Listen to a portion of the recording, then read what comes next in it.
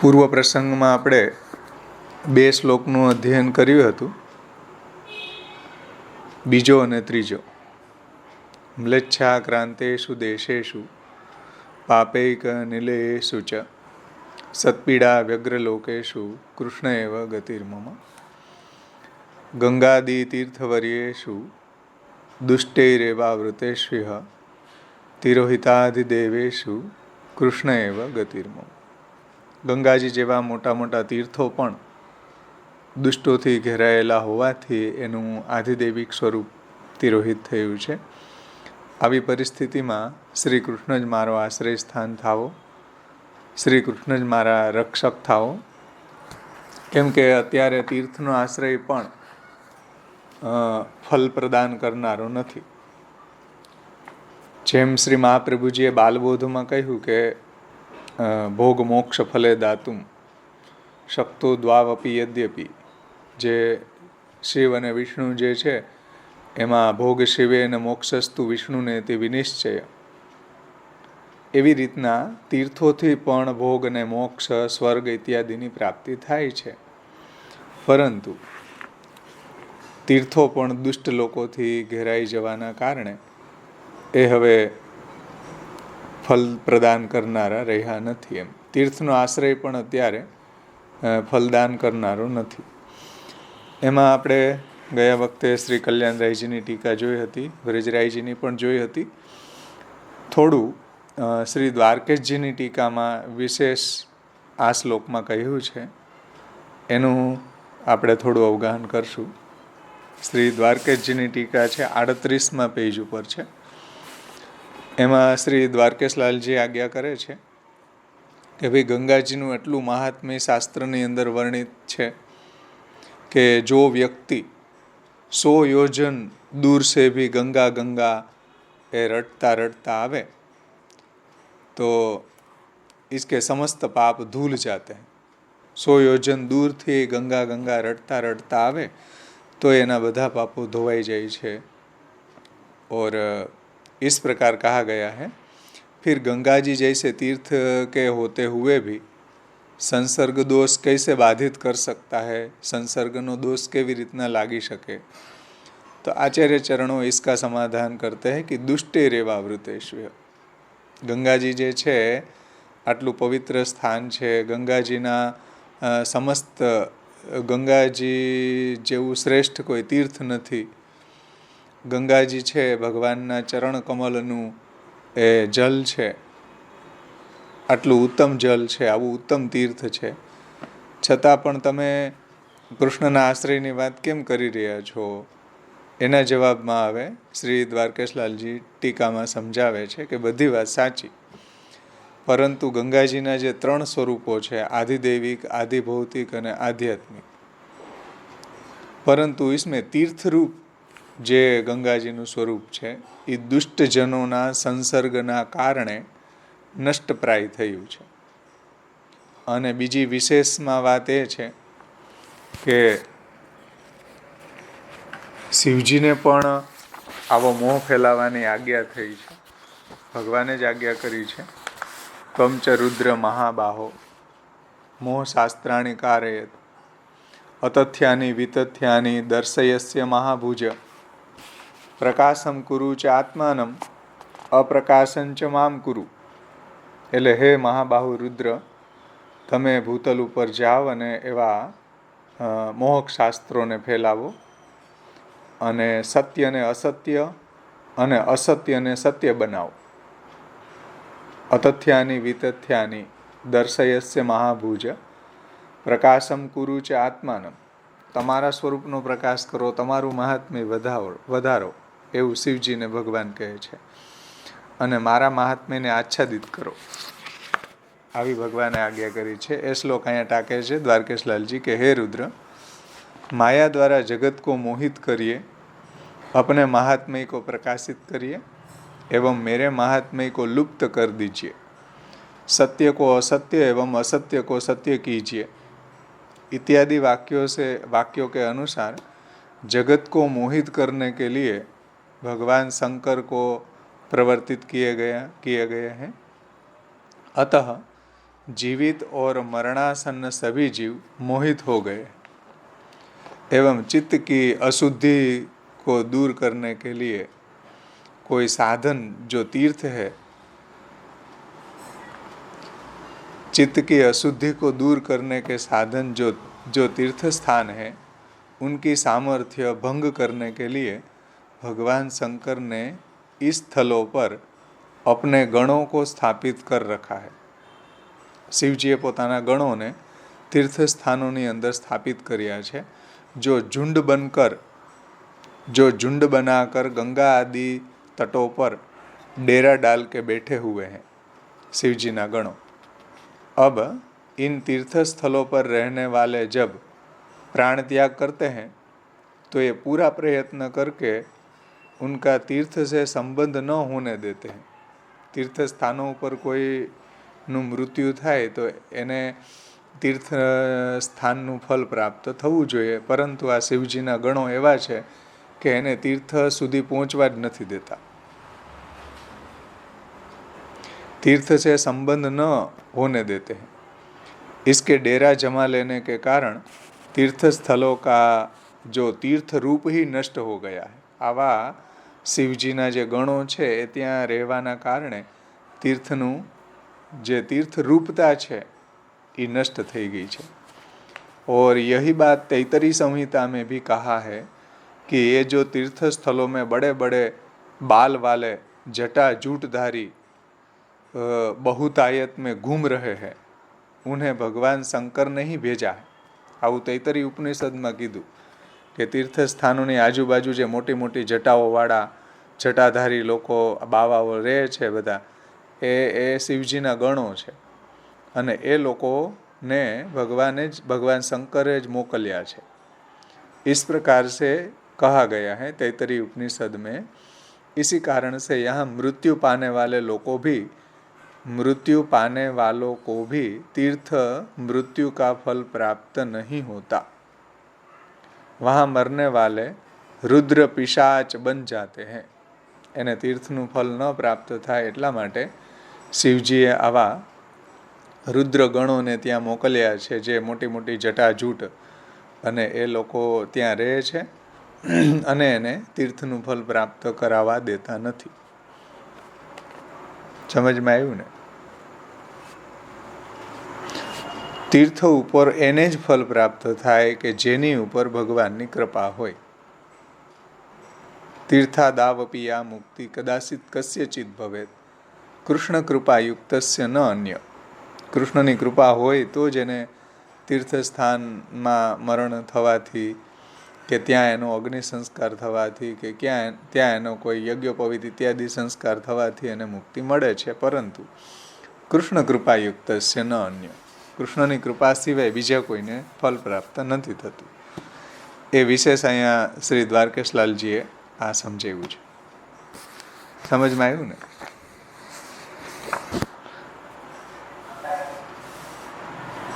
એટલે ગંગાદી તીર્થ વર્યેશુ દુષ્ટૈ રેવા વૃતેશુ, એમાં દુષ્ટૈમાં શિવજીના ગણોને પણ લીધા છે અહીંયા।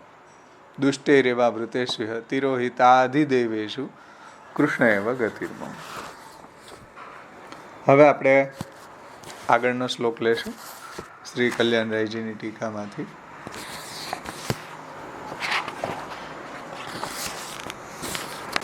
હવે આપણે આગળનો શ્લોક આવે છે,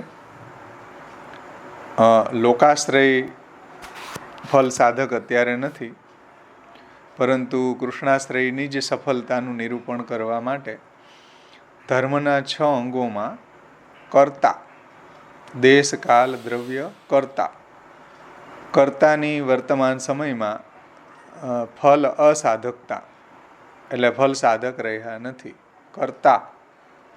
કર્તા કેમ ફલમાં સાધક નથી બન્યા? કેમ કે અહંકાર વિમૂઢેશુ સત્સુ પાપાનુવર્તિષુ લાભ પૂજાર્થ યત્નેશુ કૃષ્ણ એવ ગતિર્મમ। કર્તાની આ પરિસ્થિતિ છે। સત્પુરુષો પોતાના અહંકારથી વિશેષ રીતે મૂઢ બનેલા છે અને લાભ પૂજા માટે જ પ્રયત્નશીલ બન્યા છે અને પાપથી કર્મને અનુસરનારા જે લોકો છે, પાપી લોકો જે છે, એનો સંગ કરનારા થયા છે, એનું અનુસરણ કરનારા થયા છે. તો આવી પરિસ્થિતિમાં તો એકમાત્ર શ્રી કૃષ્ણ જ મારા આશ્રય સ્થાન થાવ, એ અહીંયા સમજાવ્યું છે. એમાં ષોડશ ગ્રંથ પરિચયમાં આ શ્લોકનો અર્થ, એનું તાત્પર્ય એ રીતે સમજાવ્યું છે કે કર્તા એટલે કરનાર, ધર્મનું આચરણ કરનારા, દેશ કાલ દ્રવ્ય કરતા, ધર્મ સિદ્ધ થવામાં આ 6 અંગો જે છે એ શુદ્ધ હોવા જરૂરી છે. તો એમાં કર્તાની વર્ણન અહીંયા કરી રહ્યા છે કે કર્તામાં શું પ્રોબ્લેમ છે ભાઈ. કર્તા સારા હોય તો ફળ મળી શકે છે ધર્મનું. તો કહે છે કે કર્તા એટલે ધર્મનું આચરણ કરનારા. તો ધર્મનું જે ચોથું અંગ માનવામાં આવે છે, વર્તમાન યુગમાં ધર્મ ભાવનાથી પ્રેરાઈને ધર્મ કાર્ય કરવાવાળા કર્તા દુર્લભ બની ગયા છે. અત્યારે આધુનિક સમયમાં જે ધર્મ બુદ્ધિથી કર્મ કરનારા હોય એવા કર્તા અત્યારે મળવા દુર્લભ છે. જે પ્રોપર શાસ્ત્રે જે રીતના કર્તાના લક્ષણો બતાવ્યા છે એ રીતના એ ધર્મનું આચરણ કરવાવાળા કર્તા અત્યારે દુર્લભ થયા છે. ધર્મભાવથી પ્રેરાઈને ધર્મ કાર્ય કરવાવાળા કરતા દુર્લભ બની ગયા છે. બધા ધાર્મિક કાર્યો કહેવાતા પંડિત લોકો દ્વારા અને રાજસી તામસી પ્રકૃતિવાળા મ્લેચ્છોના અનુસરણ એટલે કે દેખાદેખી તથા એનું અનુકરણ એટલે કે બીજાએ કર્યું એમ કરવાની વૃત્તિના રૂપમાં કરવામાં આવી રહ્યા છે. ધર્માચરણ પણ આવા હેતુથી કરવામાં આવે છે. ધર્માચરણ કોઈ ફલસિદ્ધિ માટે, કોઈ મોક્ષની કામનાથી કરવામાં નથી આવતું, કોમ્પિટિશનમાં કરવામાં આવે છે. તો વર્તમાન યુગમાં ધર્મ ભાવનાથી પ્રેરાઈને ધર્મ કાર્ય કરવાવાળા કરતાં દુર્લભ બની ગયા છે. બધા ધાર્મિક કાર્યો જે છે એ કહેવાતા પંડિત લોકો દ્વારા, એટલે નામ માત્રના પંડિત લોકો દ્વારા, કાંઈ એને ગતાગમની પડતી નથી એને કોઈ શાસ્ત્રનું જ્ઞાન, નથી કોઈ મંત્રનું જ્ઞાન, નથી મંત્રની શુદ્ધિનું જ્ઞાન, મંત્ર બોલવા માટે જે એની શુદ્ધિ જોઈએ એનું પણ જ્ઞાન નથી, કંઈ જ જ્ઞાન નથી, છતાંય લોકો એને પંડિત કહે છે. અને બીજું, રાજસી તામસી પ્રકૃતિવાળા જ મ્લેચ્છો જે છે એનું એ અનુસરણ કરનારા થયા છે. એની દેખાદેખી અને એનું અનુકરણ કે બીજાએ આમ કર્યું તો આપણે આમ કરવું જોઈએ એવી વૃત્તિના રૂપમાં કરવામાં આવી રહ્યો છે ધાર્મિક કાર્યો. અને પછી પણ એટલું જ નહીં, હજી વિશેષમાં ધનની અને યશની લોલુપતા જ તેઓને મુખ્ય હેતુ છે. ધર્માચરણ મુખ્ય હેતુ નથી, ધન મુખ્ય હેતુ છે અને પોતાની કીર્તિ મુખ્ય હેતુ છે. લાભ પૂજાર્થ યત્નેશુ, લાભ અને પૂજામાં જ આવા લોકો છે એ પ્રવૃત્ત થયા છે. એને કોઈ ધર્મની સાથે કંઈ લેવા દેવા નથી, કોઈ મંત્રની સાથે કોઈ લેવા દેવા નથી. કરતા આવા બની ગયા છે કે લાભ પૂજાર્થ યત્નેશુ, લાભ અને પૂજા, અમારે કીર્તિ ફેલાવી જોઈએ, અમારી પૂજા થવી જોઈએ, અમને પૈસા મળવા જોઈએ, બીજું કાંઈ નહીં. તો લાભ પૂજા માટે જ એની લોલુપતા છે. તો આવી પરિસ્થિતિમાં આવું હોવા છતાંય બુદ્ધિ પ્રેરક શ્રી કૃષ્ણના ચરણારવિંદનો જેમને આશરો છે તેમને એવી ક્ષુદ્ર લાલસાઓથી શ્રી કૃષ્ણ ચોક્કસ બચાવશે. આવી પરિસ્થિતિમાં તો એકમાત્ર શ્રી કૃષ્ણ જ બચાવી શકે છે, બીજું કોઈની સામર્થ્ય નથી. આવું અહીંયા ષોડશ ગ્રંથ પરિચયમાં આ શ્લોકનું તાત્પર્ય સમજાવ્યું છે. હવે આપણે શ્રી કલ્યાણરાયજીની ટીકા જોશું આ શ્લોકમાં, પેજ નંબર 21 ઉપર. જેની પાસે ટીકા હોય એ તમે જોઈ શકો છો. અહંકાર વિમૂઢેશુ એની ઉત્થાનિકામાં શ્રી કल्याणराय जी आज्ञा करे छे। अब यहाँ एक शंका होती है कि भले ही तीर्थ क्षेत्रों की व्यवस्था बिगड़ 21 ऊपर श्री कल्याणराय जी ની ટીકા 21 પેજ ઉપર શ્લોક નંબર 4।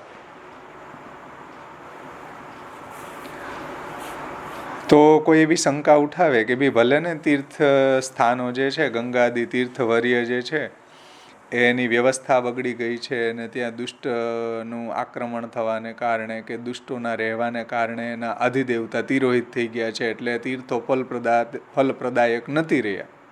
કાંઈ વાંધો નહીં, ચલો, વ્યવસ્થા બગડી ચૂકી છે, પરંતુ वहाँ जाकर धर्माचरण करने वाला व्यक्ति यदि सदाचारी हो, धर्मનું આચરણ કરવા વાળો કરતા એ સદાચારી હોય તો क्या समस्त फल सिद्धि प्राप्त नहीं कर सकता? करता एवो હોય તો શું વાંધો એમાં?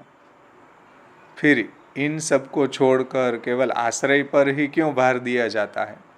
करता हजी છે એવો સારો તો ફલ સિદ્ધિ થઈ શકશે, ધર્મ સિદ્ધિ થઈ શકશે, તો તમે આશ્રયને જ ઉપર કેમ એટલો વજન આપો છો? यदि ऐसी शंका हो तो अग्रिम श्लोक द्वारा श्रीमद् आचार्य चरणों धर्माचरण करने वाले की असाधकता बताते हुए आश्रय के लिए ही प्रार्थना करनी चाहिए. એટલે આવા કરતા જે છે ધર્મનું આચરણ કરવા વાળા, એની પણ અસાધકતા છે અત્યારે. તો એ વાતને સમજાવે છે. અહંકાર વિમૂઢેષુ સત્સુ પાપાનુવર્તિષુ લાભ પૂજાર્થ યત્નેષુ કૃષ્ણ એવ ગતિર્મમ. શ્રી કલ્યાણરાયજી ટીકામાં આજ્ઞા કરે છે, अहंकार विमूढ़ेषु इत्यादि शब्दों की व्याख्या करते हैं कि सत्सु पापानुवर्तिषु. सत्सु એટલે કોણ? सत्सु का अर्थ है पंडित जन. सत्सु નો અર્થ અહીંયા કરે છે પંડિતો, ધર્મનું આચરણ કરનારા લોકો. तो ये सत्सु का अर्थ है पंडित जन. आचार्य चरणों का तात्पर्य यह है कि वर्तमान में पंडितों में अहंकार पनप जाने के कारण, મોટા પંડિતો જે છે પણ અહંકારી છે, અને અમુકને તો કંઈ આવડતું પણ નથી, કોઈ શાસ્ત્રનું જ્ઞાન નથી, છતાંય એ લોકો એને પંડિત કહે છે. તો એ તો એનાથી નહીં વધારે અહંકારથી વિમૂઢ બન્યા છે. અને જેને થોડું ઘણું જ્ઞાન છે, પરંતુ જ્ઞાન હોવા છતાંય અહંકારથી વિમૂઢ બન્યા છે. આપણા યુટ્યુબની અંદર રામભદ્રાચાર્યજીને ઘણા એવા લોકો કહે છે, એમ કહે છે કે અમારા જેવું વિદ્વાન કોઈ નથી, અમારા જેટલું કોઈને શાસ્ત્રનું જ્ઞાન નથી. એ પોતે જ બોલે છે. તો કરતા આવા અહંકાર પંડિતજનો જે છે, સત્સુ એટલે પંડિતજનો, આવા અહંકારથી વિમૂઢ બન્યા છે. હવે ક્યાં જવું બોલો? अहंकार पनप जाने के कारण हम शास्त्रों के ज्ञाता है. भाई शास्त्रना ज्ञाता हो सारी बात है, बहुत उत्तम बात है, परंतु शास्त्रना ज्ञाता होवानुं अहंकार जे छे ए एटलुं ज खराब बात छे, ए एटलुं ज पतन करनारुं छे. तो हम शास्त्र के ज्ञाता है, इस प्रकार के गर्व द्वारा वे दूसरों से कुछ भी जानना पूछना ही नहीं चाहते. બીજાનું કે બીજાને પૂછવાની વાત કે બીજાને જાણવાની વાત એને માફક જ નથી આવતી. એ પોતાના અહંકારમાં જ રાચે છે કે અમે શાસ્ત્ર જ્ઞાતા છીએ, અમારે કોઈ પાસેથી કાંઈ જાણવાની આવશ્યકતા નથી. આવા એ લોકો અહંકારથી વિમૂઢ બની ગયા છે. કરતા સત્સુ.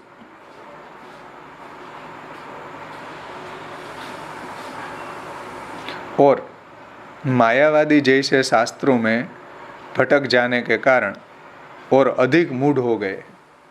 અને આવા જે કર્તાઓ છે, આવા સત્સુ જે છે, આવા વિદ્વાનો જે છે, એ માયાવાદ શાસ્ત્રોની અંદર એનો પ્રવેશ થવાના કારણે એ વધારે મૂઢ બની ગયા છે, અજ્ઞાની બની ગયા છે. સમજમાં આવ્યું ને?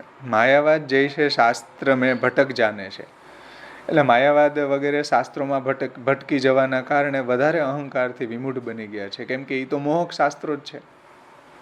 માયાવાદ આદિ જે શાસ્ત્રો છે એ તો મોહ ફેલાવવા માટે જ શંકરાચાર્યજીએ, જે ભગવાન શિવજીના અવતાર છે, એણે પ્રગટ કરેલા છે.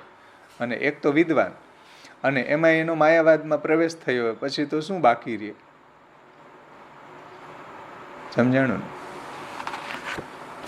આ તો મર્કટેભ્યો સુરાપાનમ તત્ર વૃંશિકા દંશનમ. એક તો વાંદરો, અને એમાંય પાછું એને વીછીએ ડંખ માર્યો, અને એ તત્ર ભૂત, હા, તત્ર ભૂત સંચારો. એક તો વાંદરો ને એમાં એને વીછીએ ડંખ માર્યો ને એમાંય જે વાંદરો જે પીપળા ઉપર રહેતો હતો એમાં એની અંદર ભૂત સવાર થઈ ગયું, ભૂત ઘૂસી ગયું, ભૂતનો આવેશ થઈ ગયો, ભૂત સંચારો. હવે શું થાય? યદ્વા તદ્વા ભવિષ્યતિ. હવે તો એ શું ન કરે ભાઈ. એક તો વાંદરો, સ્વભાવે જ વાંદરો એમ, અને એમાં એને વીછીએ દંશ માર્યો અને એમાં એની અંદર ભૂતનો સંચાર થઈ ગયો. તો હવે શું થાય એનું? એવી રીતના એક તો પંડિતો, એમાંય પંડિતનો અહંકાર, એમાંય પાછા માયાવાદ શાસ્ત્રમાં એનો પ્રવૃત્તિ થઈ ગઈ. તો હવે શું બાકી રહે એમાં? એમાં કલ્યાણરાયજી કહે છે, જો અને વાંદરો ને એમાંય પાછું એને મરકટેભ્યો સુરાપાનમ, એને પાછું મદિરા પીધી. વાંદરા મદિરા પીએ તો શું હાલત થાય? એમાંય પાછો તત્ર વૃંશિકા દંશનમ, વીછી એને કરડ્યો, અને અધૂરામાં પૂરું જે વૃક્ષ ઉપર રહેતો હતો એમાંથી ભૂત એની અંદર સંચાર થઈ ગયો, ભૂત ઘૂસી ગયું એમાં. તો હવે યદ્વા તદ્વા ભવિષ્યતિ. હવે તો એ શું કરશે ભાઈ? ખબર જ ન પડે.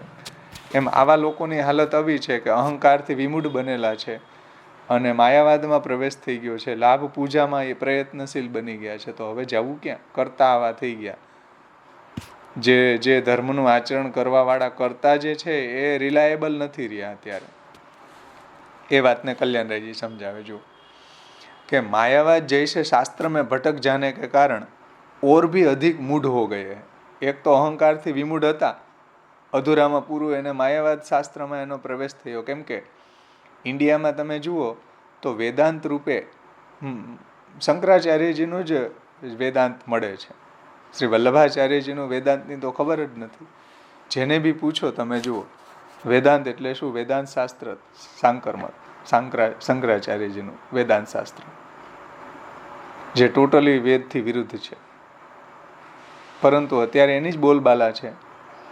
કોઈને ખબર જ નથી વલ્લભાચાર્યજીનું વેદાંત શું છે. તો એટલે પ્રવેશ થાય કોઈનો તો આમાં જ થવાનો છે વેદાંતમાં, જે માયાવાદનું વેદાંત છે, જે શંકરાચાર્યજીનું વેદાંત છે, એમાં જ બધાનો પ્રવેશ થવાનો છે. કારણ કે એને જ વેદાંત માને છે લોકો, વિદ્વાનો અત્યારના, એટલે એ વધારે વિમૂઢ બની ગયા છે. એમ કલ્યાણરાયજી કહે છે, જો કે અધિક વિમૂઢ હો ગયે हैं, उनकी कृतियाँ ज्ञानियों जैसी दिखाई देने पर भी दुष्ट ही है. એની કૃતિ લાગે કે ઓહો આ તો બહુ મોટા મોટા જ્ઞાનીઓ છે, પરંતુ એની કૃતિ છે દુષ્ટ છે, મોહ ફેલાવનારી છે, ભગવાનની પ્રાપ્તિ તરફ લઈ જનારી નથી. યુટ્યુબ ઉપર એવા કેટલા જુઓ તમે છે માયાવાદીઓ, 4 મઠના એમાં પ્રવચન આપે જ છે. એ સિવાયની કેટલી બીજા બધા માયાવાદી લોકો જે છે એના પ્રવચનો યુટ્યુબ ઉપર મળી જશે. પણ એ બધાની કૃતિ જે છે દુષ્ટ છે, બધા ભગવાનથી વિમુખ કરનારા છે. જગત મિથ્યાત્વોક્ત્યા શુદ્ધમ ભજનમ વારયંતી. શ્રી મહાપ્રભુજી શાસ્ત્રાર્થ પ્રકરણમાં કહે છે, જગત મિથ્યાત્વોક્ત્યા જીવ વ્યાપકત્વ ઉક્ત્વા શુદ્ધમ ભજનમ વારયંતી. જીવને વ્યાપક કહેનારા અને જગતને મિથ્યા કહેનારા જે માયાવાદીઓ છે એ શુદ્ધ ભજનનું વારણ કરે છે. કૃષ્ણનું ભજન થવા જ ન દે. જગત મિથ્યા માનનારા અને જીવને વ્યાપક માનનારા, એ શુદ્ધ ભજનનું વારણ કરનારા જે માયાવાદીઓ છે એના સંસર્ગથી દૂર રહેવું, એમ મહાપ્રભુજી નિબંધમાં કહે છે. કેમ કે માયાવાદનો પ્રવેશ થઈ ગયો એટલે આપણી બુદ્ધિ ભ્રષ્ટ થવાની જ છે. સમજમાં આવ્યું ને? ડોંગરેજી મહારાજની બધા બહુ પ્રશંસા કરતા હોય, પણ એ માયાવાદી હતા. પાંડુરંગ શાસ્ત્રીનું તમે ગીતાનું ટ્રાન્સલેશન જુઓ, માયાવાદાનું રૂપ જ ટ્રાન્સલેશન છે. જવું ક્યાં? કોઈ ગીતાજીનું ટ્રાન્સલેશન વાંચે કે કોઈ ભાગવત ડોંગરેજી મહારાજનું વાંચે તો એનો માયાવાદમાં જ પ્રવેશ થઈ જાય. આ તો શરદ બાવાશ્રીએ કૃપા કરીને આટલું ગ્રંથો પ્રગટ કરી દીધા કે શુદ્ધ ભાગવતને વાંચવું હોય તો એની શુદ્ધ ટીકા આપણી બ્રહ્મવાદાનુસાર ટીકા આપે પ્રગટ કરી છે. ભગવદ્ ગીતાનું જે ટ્રાન્સલેશન છે, પુષ્ટિ માર્ગાનુરૂપ ટ્રાન્સલેશન આપે વલ્લભજીના ટીકાના આધારે જે નાનુલાલભાઈએ કરેલું છે એને પ્રગટ કર્યું છે. જેમાં આપણને શુદ્ધ ભક્તિ માર્ગનું જ્ઞાન પ્રાપ્ત થાય. બાકી બીજી બધી તમે પહેલા ભાગવત મળતું, શ્રીધરની ટીકાવાળું ભાગવત મળતું, શ્રીધરી જેને કહેવામાં આવે. અત્યારે જૂના પુસ્તક જે લોકોના ઘરમાં હશે ભાગવતના, એ બધા શ્રીધરી જ વાંચે છે, જે પ્યોરલી માયાવાદની જે અનુયાયીએ પ્રગટ કરેલી છે. શ્રીધર સ્વામી પ્યોર માયાવાદી હતા. સમજાણું ને વાત? હવે એવું વાંચવાથી એને ખબર ન પડે ક્યારે એનો માયાવાદમાં પ્રવેશ થઈ જાય. એટલે શાસ્ત્ર વાંચવામાં પણ રિલાયેબલ શાસ્ત્ર વાંચવું જોઈએ, પ્રકાશન જોવું જોઈએ, એની ટીકા કોણે પ્રગટ કરી એ જોવું જોઈએ. એમને આવ્યું હાથમાં એટલે વાંચવા જ મંડો એવું ન હોવું જોઈએ. તો એનો પણ માયાવાદમાં પ્રવેશ ક્યારે થઈ જાય એને ખબર ન પડે. એટલે આ સાવધાન રહેવું ખૂબ જરૂરી છે. આપણા સાંપ્રદાયિક પુસ્તકો વાંચો અને રિલાયેબલ વાંચવા. ખાસ કરીને આપણા માંડવી પ્રકાશનના. તો આ કેર લેવી જરૂરી છે શાસ્ત્રની બાબતમાં પણ. આગળ કલ્યાણરાયજી કહે છે, માયાવાદ જૈસે શાસ્ત્ર में भटक जाने के कारण अधिक मूढ़ हो गए हैं. અને એની કૃતિ એવી જ્ઞાનીઓ જેવી લાગે, પરંતુ કૃતિયા જ્ઞાનીઓ જૈસી દિખાઈ દેને પર ભી वो दुष्ट है. અંદરથી દુષ્ટ જ છે. શુદ્ધ ભજનનું વારણ કરનારા છે. इसे आचार्य चरणों लाभ पूजार्थ यत्नेषु इत्यादि शब्दों से कहते हैं. કેવી રીતના દુષ્ટતા છે એનામાં એને ડિફાઇન કરે છે કે લાભ પૂજાર્થ યત્નેષુ. આવા મોટા મોટા પંડિત જ્ઞાનીઓ જે છે એનો એમ્બિશન આ જ છે, લાભ અને પૂજા. પોતાને ધનનો સંચય અને પોતાનું લોકની અંદર પૂજા થવી, આ જ પ્રયોજન છે. तो लाभ पूजार्थ यत्नेषु इत्यादि शब्दों से कहते हैं. श्री आचार्य चरणों का तात्पर्य यह है कि केवल लाभ पूजा, ऐसी पूजा કે जिसके દ્વારા સ્વાર્થ સિદ્ધ હોતા હો, એવી પૂજા કે જેનાથી પોતાનો સ્વાર્થ સિદ્ધ થાય. પરમાર્થ નહીં, વહ લાભ પૂજા કે જેનાથી પરમાર્થ સાથે, મોક્ષ મેળવવા સાથે કે એના આત્મોદ્ધાર સાથે કોઈ લેવા દેવા નથી, કે ભગવત પ્રાપ્તિ સાથે કે સ્વર્ગ ઇત્યાદિ ફલો સાથે એને કોઈ લેવા દેવા નથી. કેવલ આ લોકની અંદર પોતાને લાભ અને પૂજા થવી જોઈએ, પોતાને ધન મળવું જોઈએ, પોતાની પૂજા થવી જોઈએ, લોકની અંદર પોતે પૂજાવા જોઈએ. આવો જ એમ્બિશન છે આ લોકોનો. તો પરમાર્થની પ્રાપ્તિ માટે કોઈ એનો ઉપાય નથી. इसके लिए प्रयत्न कर रहे हैं. लाभ पूजार्थ જ યત્ન કરે છે. હવે पारमार्थिक कर्म भी लाभ पूजा के लिए ही करते. જુઓ, પારમાર્થિક કર્મો કરે ને કાંઈ બી ધર્માચરણ વગેરે, એ પણ લાભ પૂજા માટે કરે. યજ્ઞ યાગાદિક કરે તો એ પણ લાભ પૂજા માટે કરે. સમજાણું ને? એટલે પારમાર્થિક જે કર્મો છે, જે વેદમાં બતાવેલા છે, કે વેદનું શ્રવણ ઇત્યાદિ છે, કે વેદની અંદર જે યજ્ઞ યાગાદિક બતાવ્યું છે, એ પણ પોતાના ધન કમાવા માટે કરી રહ્યા છે. હવે ક્યાં જવું? બોલો. આપણે એમ કે સારા કરતા મળી જશે તો ધર્મ સિદ્ધ થઈ જશે, પણ સારા કરતા આવા થઈ ગયા, અહંકારથી વિમૂઢ થઈ ગયા, માયાવાદમાં પ્રવેશ થઈ ગયો, એટલે વિશેષ મૂઢ બની ગયા. અને પારમાર્થિક જે કર્મો શાસ્ત્રમાં બતાવેલા છે એ પણ પોતાની લાભ પૂજા માટે એનો યુઝ કરે છે. હવે ક્યાં જવું? પારમાર્થિક પ્રયોજન નથી. એને સમજાવે છે કલ્યાણરાયજી કે ऐसे पूजा जिसके द्वारा स्वार्थ सिद्ध होता हो, परमार्थ नहीं, इसके लिए ही प्रयत्न करते हैं. पारमार्थिक कर्मों को भी लाभ पूजा के लिए ही करते हैं. पापी पुरुष के अथवा पाप का अनुगमन करने वाले के संसर्ग दोष एवं अन्न दोष द्वारा दुष्ट हो जाने के कारण, પાપી લોકોનો સંગ, કારણ કે પૈસા તો એની પાસે જ પડ્યા હોય. પૈસા જે સામાન્ય મનુષ્ય જે કમાતો હોય ને પોતાનું ગુજરાન ચલાવતો હોય, એની પાસે કંઈ થોડા હોય પૈસા. એ કંઈ થોડા આવા લોકોને પૈસા આપે. પૈસા મેળવવા માટે પાછા આવા ધુતારાઓના સંગ કરવો પડે. સમજો, પૈસા મેળવવા માટે પાપી લોકોના જ કોન્ટેક્ટમાં આવવું પડે. એ વાત સમજાવે છે મહાપ્રભુજી. જુઓ, 550 વર્ષ પહેલા આ વાત સમજાવી, જે આજે આપણે જોઈ રહ્યા છીએ. આજે એનું સાક્ષાત દર્શન આપણને થઈ રહ્યું છે. તો પાપી પુરુષ કે અથવા તો પાપ કા અનુગમન કરને વાલે જે લોકો છે એને મિત્રતા કરવી પડે તો એની પાસેથી પૈસા મળી શકે. કોઈ રાજકારણી લોકોની ચાપલૂસી કરવી પડે, કોઈ શેઠિયાઓની ચાપલૂસી કરવી પડે. આવા લોકોને એની પાસેથી તો એને પૈસા કઢાવવાના છે, તો એને કારણે સંગદોષ આવશે. આવા અહંકારથી વિમૂઢ થયેલા લોકો જે છે એને પાછો સંગદોષ આવશે. આવા પાપી લોકોનો, પાપનું અનુસરણ કરવાવાળા લોકોનો સંગદોષ થશે. એનું અન્ન ખાશે, એના પૈસા એના જીવનમાં એના એ દ્રવ્ય દ્વારા એને દ્રવ્ય એનું પેટમાં જશે. તો જેવું અન્ન એવું મન. તો આવા પાપી લોકોના પૈસા આવા વિદ્વાનોના કે આવા અહંકારથી વિમૂઢ થયેલા લોકોના પેટમાં જશે તો વધારે દુષ્ટ થશે એ લોકો. तो अन्न दोष संग दोष द्वारा दुष्ट हो जाने के कारण धर्म करने वालों को स्वतः ही फल सिद्धि नहीं होती. જે ધર્મનું આચરણ કરવા વાળા આવા લોકો જે છે એને પોતાને સિદ્ધ નથી થતી, અને જે લોકો એની પાસે ધર્મનું કાર્ય કરાવડાવે તો એને ફલ સિદ્ધિ ન થાય, કોઈને ન થાય, ન પોતાને થાય ન બીજાને થાય.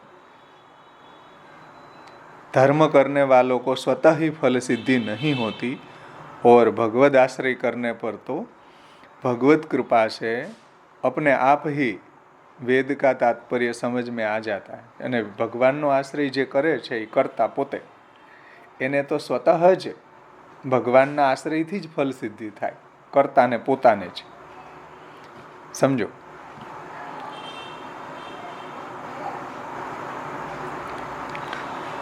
और भगवद आश्रय करने पर तो भगवत कृपा से अपने आप ही वेद का तात्पर्य समझ में आ जाता है. કેમ કે ભગવાનનો આશ્રય કર્યો ને એટલે વેદનું જે તાત્પર્ય છે ભગવાનનું ભજન, વેદનું તાત્પર્ય પણ ભક્તિમાં જ છે. કેમ કે બ્રહ્માજીએ 3 વખત વેદનું અધ્યયન કર્યું તો એનો એક જ નિષ્કર્ષ નીકળ્યો, ભગવાનની ભક્તિ. આ વેદનું તાત્પર્ય છે. વેદનું તાત્પર્ય છે ભગવાનના આશ્રયમાં, અને એ તો એ જીવી રહ્યો છે. વેદના તાત્પર્ય ભલે એને વેદનું અધ્યયન ન પણ કરેલું હોય તો પણ વેદના તાત્પર્યને પુષ્ટિ ભક્ત પોતાના જીવનમાં જીવી રહ્યો છે. એવું મહાપ્રભુજીએ આપણને દાન કર્યું કે ભલે વેદનું કાંઈ એક અક્ષરે ન એને સમજમાં આવે, જો કે અધિકાર પણ નથી, તો પણ વેદનું જે રહસ્ય છે ભગવાનની ભક્તિમાં છે, વેદનું તાત્પર્ય ભગવાનના આશ્રયમાં છે, એને પુષ્ટિ ભક્ત પોતાના ઘરમાં જીવી રહ્યો છે, વેદને જીવી રહ્યો છે. જ્યારે મોટા મોટા પંડિતો વેદને જાણવા છતાંય વેદના તાત્પર્યને જીવતા નથી. વેદનો ઉપયોગ એ પોતાની લાભ પૂજા માટે કરે છે. એટલે મહાપ્રભુજીને કહેવું પડે કે અહંકાર વિમૂઢેશું સત્સુ પાપાનું વર્તીશું લાભ પૂજાર્થ યત્નેશું કૃષ્ણ એવ ગતિર્મમ. જો કૃષ્ણનો આશ્રય કરવામાં આવે તો આવા કોઈ કર્તાની આપણે અપેક્ષા રહેતી નથી. આપણે સ્વતઃ પ્રભુનો આશ્રય કરીને આપણને ભગવત પ્રાપ્તિ થઈ શકે છે. વચ્ચે આવા કોઈ પંડાની ધર્મ કાર્ય કરવામાં પંડાગીરી જે હતી એને મહાપ્રભુજીએ નાબૂદ કરી દીધી કે આવા પંડાઓ તમને ધર્મ કરાવે, ધર્મનું આચરણ કરાવે, તમારા વતી એ કર્મકાંડ કરે કે યજ્ઞ યાગાદિ કરે તો તમને ફળ મળે. તો આ ભગવાનના આશ્રય કરવામાં આવા કોઈ દલાલની જરૂર નથી. ભગવાનના આશ્રય કરવામાં આવા વચ્ચે કોઈ આવા પંડાઓની જરૂર નથી.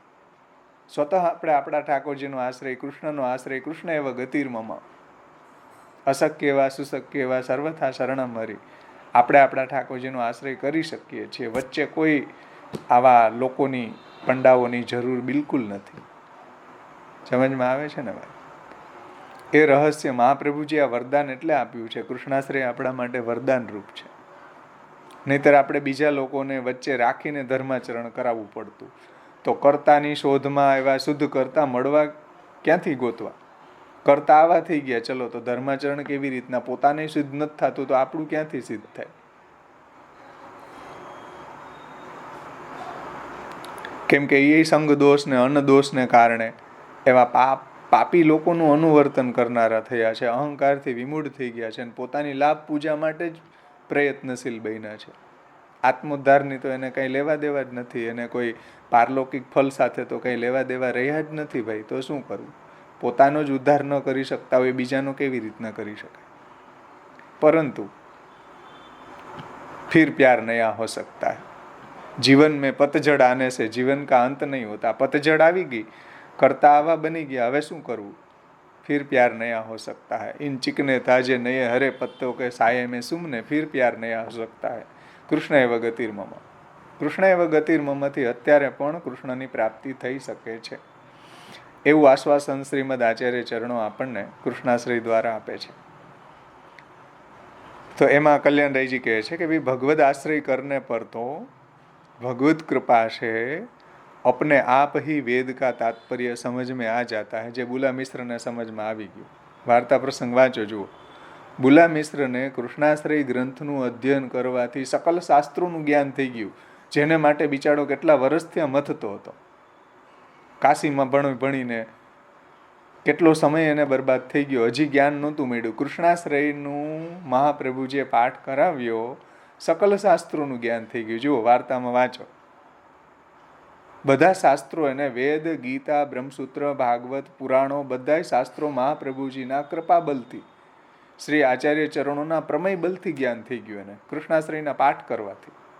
કેમ કે કૃષ્ણાશ્રય છે એ સકલ શાસ્ત્રનો સાર છે, વેદનો સાર છે.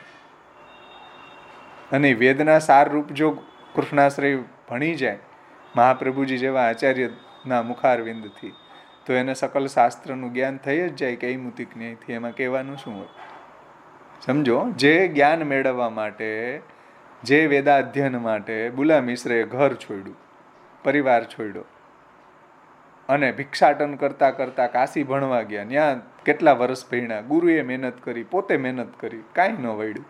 હવે શું કરવું? હવે એના માટે તો સરસ્વતીના તટ ઉપર આત્મહત્યા કરવા સિવાય બીજો ઉપાય હોઈ શું શકે એના માટે? પણ એવાને પણ મહાપ્રભુજી જુઓ કેટલી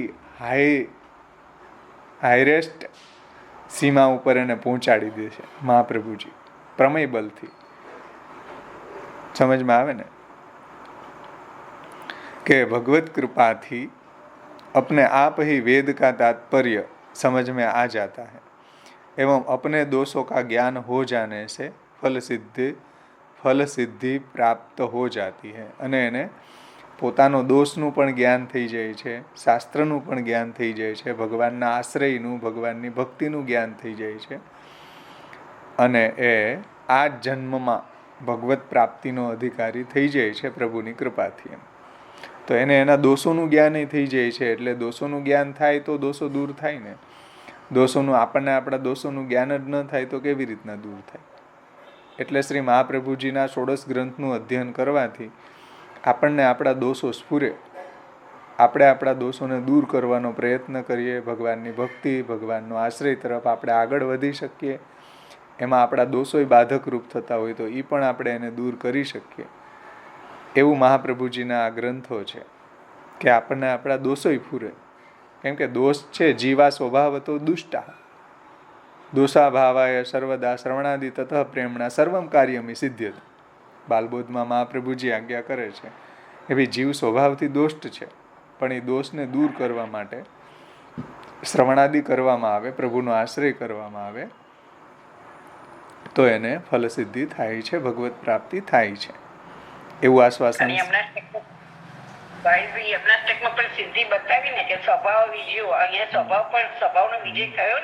સમસ્ત દુરિત અક્ષયો. બરાબર, રાઈટ. બધા એના દુરિત છે, પાપ છે એ દૂર થયા, અઘ દૂર થયા. સમસ્ત દુરિત અક્ષયો ભવતી વૈ મુકુંદય રતિ.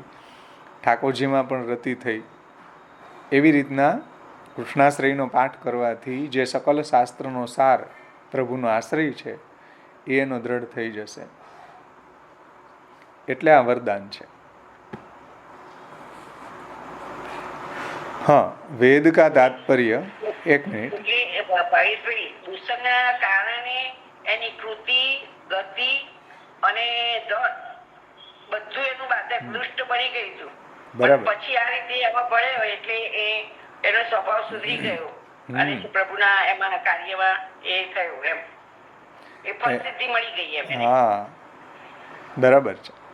એટલે પ્રભુનો આશ્રય કરવાથી પતજનનું બોલે ને એમાં ખબર છે પેલી ફિલ્મી ગાયન ચીન ગારી જો એમાં એ જ હતું કે પતજડ એક મને યાદ નથી બહુ.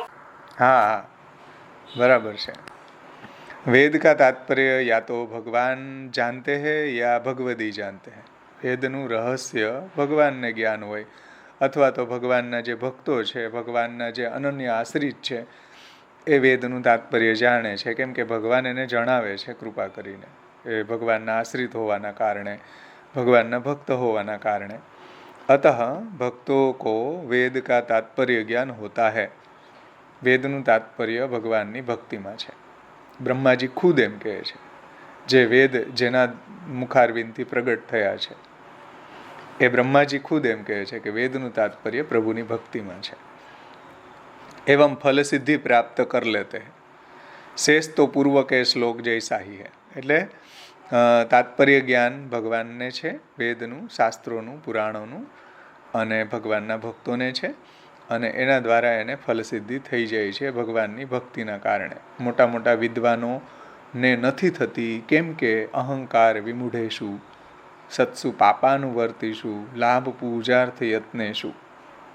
એટલા માટે આવા જે કર્તાઓ છે એનું પણ અવલંબન કરવા જેવું નથી, કેમ કે કર્તાઓને પોતાની ફલસિદ્ધિ અત્યારે થતી નથી, તો બીજા એનું અવલંબન કરે એને ક્યાંથી થાય ભાઈ?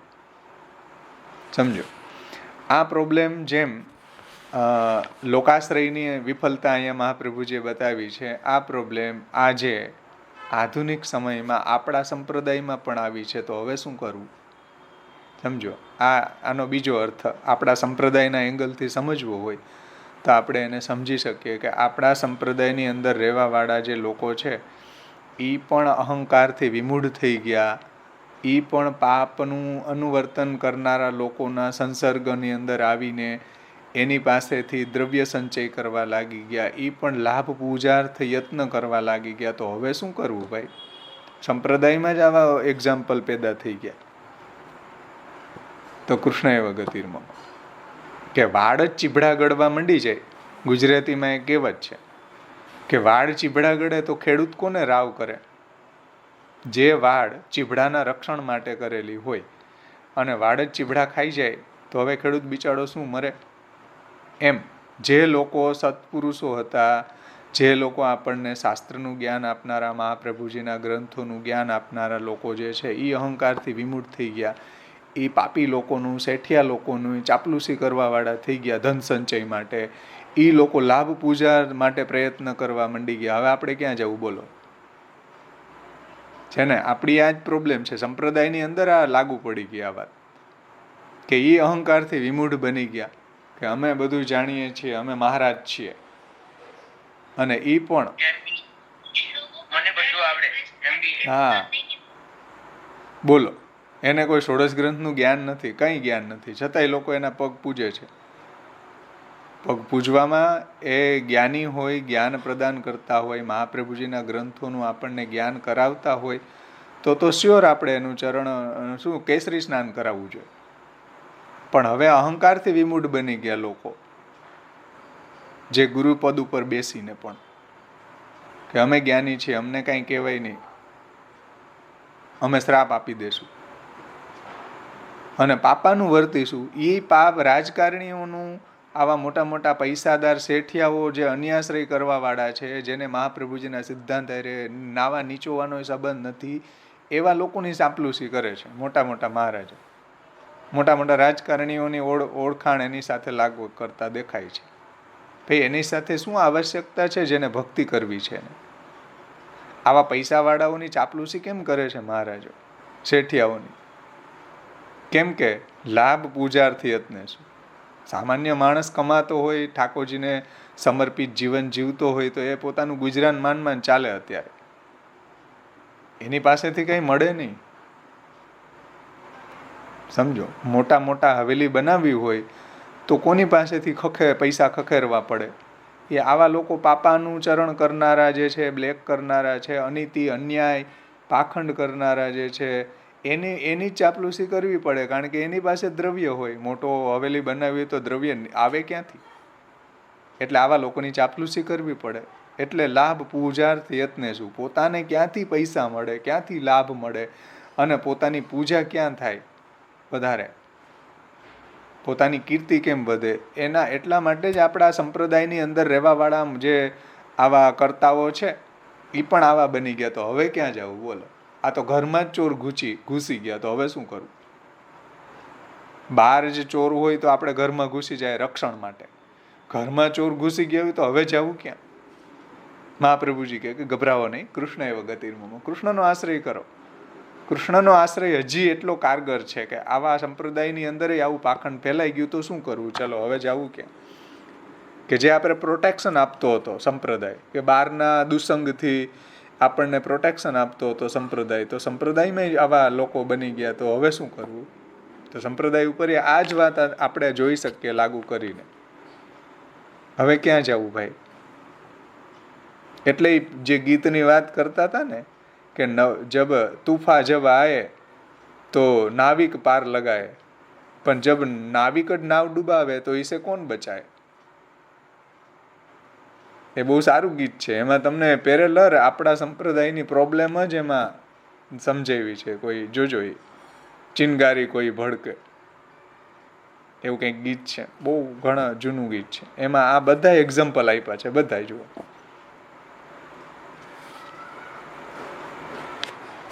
જે જૂના હશે સાંભળ્યા હશે એને યાદ હશે. કોઈ કયો? હા જો એક્ઝેક્ટ ચિનગારી કોઈ, હા રાઈટ. ચિનગારી કોઈ ભડકે તો સાવન આગ બુझाए, जब सावन आग लगाए तो उसे कौन बुझाए, बोलो કોણ બુજાય? એક્ઝેક્ટ એમાં જ આ એક્ઝામ્પલ આપ્યા છે બધા. રાજેશ ખન્ના અને હા, પતઝડ જબ બાગ ઉજાડે તો ઉસે કોણ બચાય.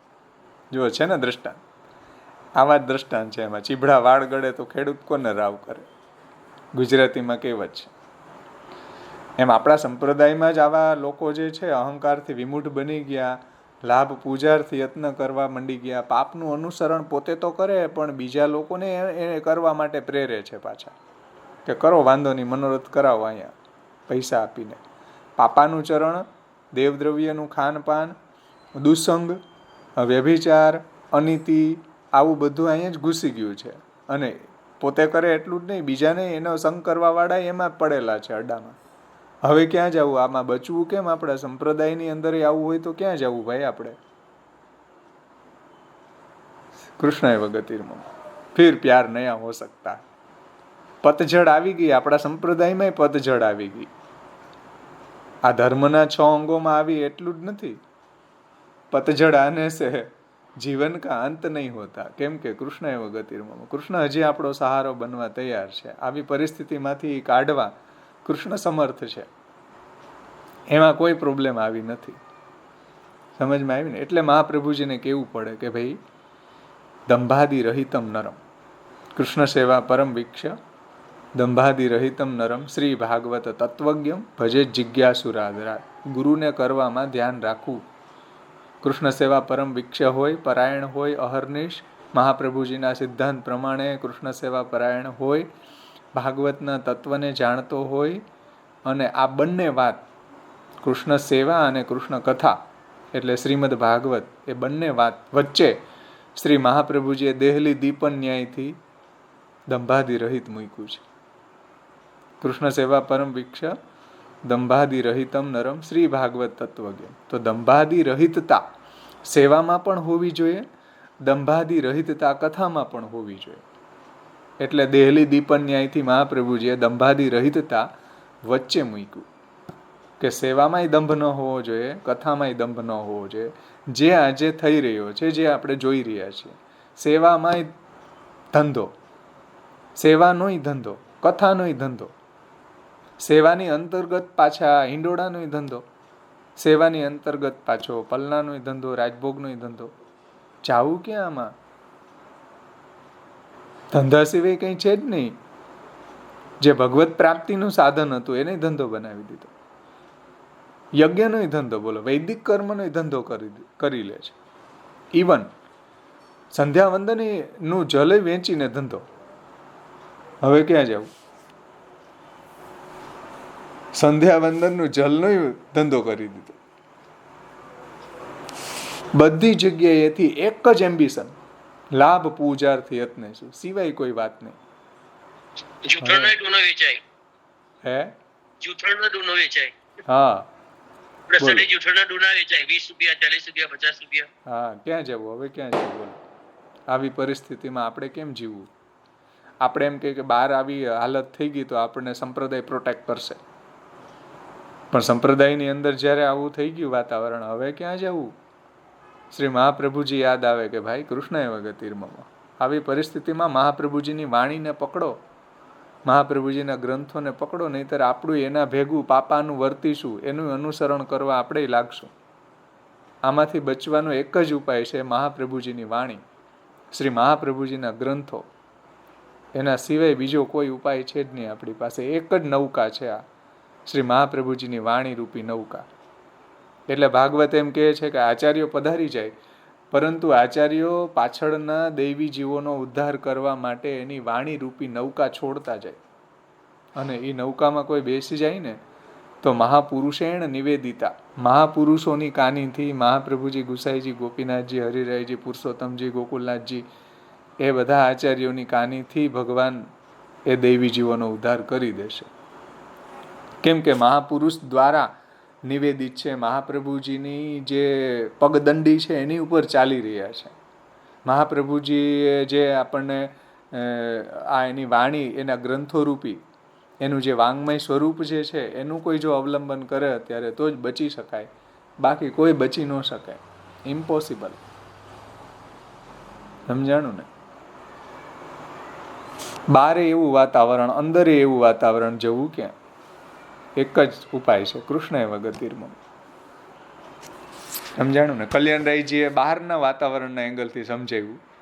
આપણા સંપ્રદાયના એંગલથી પણ આનો અર્થ આપણે સમજી શકીએ કે આપણા સંપ્રદાયમાં આ જ પ્રોબ્લેમ છે, તો હવે ક્યાં જવું? બોલો. કૃષ્ણ એવ ગતિર્મમ. દુઃખના માર્યા વનમાં ગયા ત્યાં. હા, બરાબર. હવે આમાં કોઈને કઈ પ્રશ્ન છે આ બાબતમાં? બોલો, તો આપણે એની ચર્ચા કરી શકીએ. મહાપ્રભુજીને આ જે શ્લોક છે, ચોથો શ્લોક, એ સંદર્ભમાં.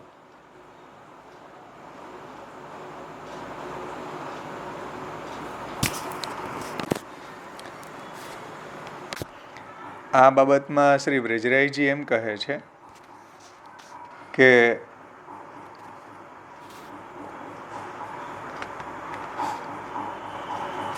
आचार्य चरणों का तात्पर्य यह है कि कलयुग में सत्सु अर्थात मार्ग प्रचारक पुरुष, जो सत्सुનો અર્થ શું લઈ કર્યો? કલ્યાણરાયજીએ સત્સુનો અર્થ શું કર્યો હતો? સત્પુરુષ. કલ્યાણરાયજીએ સત્સુનો અર્થ શું કર્યો? વિદ્વાનો. હા, પંડિતો. Right, right. સત્સુનો અર્થ વ્રજરાયજી શું કરે છે જુઓ, કે માર્ગ પ્રચારક પુરુષ, માર્ગનો પ્રચાર કરનારા ગુરુ. માર્ગ પ્રચારક પુરુષ એટલે માર્ગનો પ્રચાર કરનારા ગુરુ. वो આપણી ભાષામાં महाराज, वो अहंकार से अर्थात अपने पांडित्य के अभिमान से विशेष रूप से मूढ़ हो गए. થોડું ઘણું કાંઈ એને સમજમાં આવે તો એનાથી પાંડિત્યના અહંકારથી વિમૂઢ થયા છે.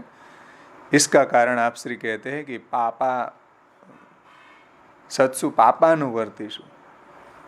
पाप अर्थात पापी पुरुष, राजसी तामसी जीव, आवा लोको, म्लेच्छो आदि एवं ऐसे लोगों पर अवलंबित होकर अपनी जीविका का निर्वाह करने लगे हैं.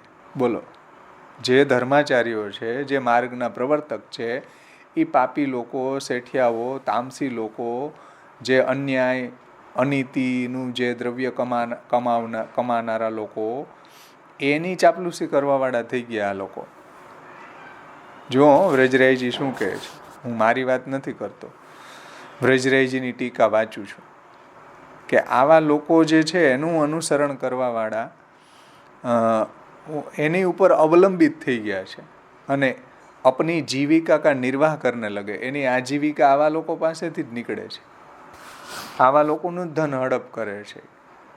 તો इस कारण से आचार्य चरण इन्हें विशेष रूप से मूढ़ कहते हैं કે આવા લોકો જે છે એ પણ જે સત્સુ જે છે આ માર્ગ પ્રચારક પુરુષ ગુરુઓ એ પણ આવા વિશેષ મૂઢ થઈ ગયા છે.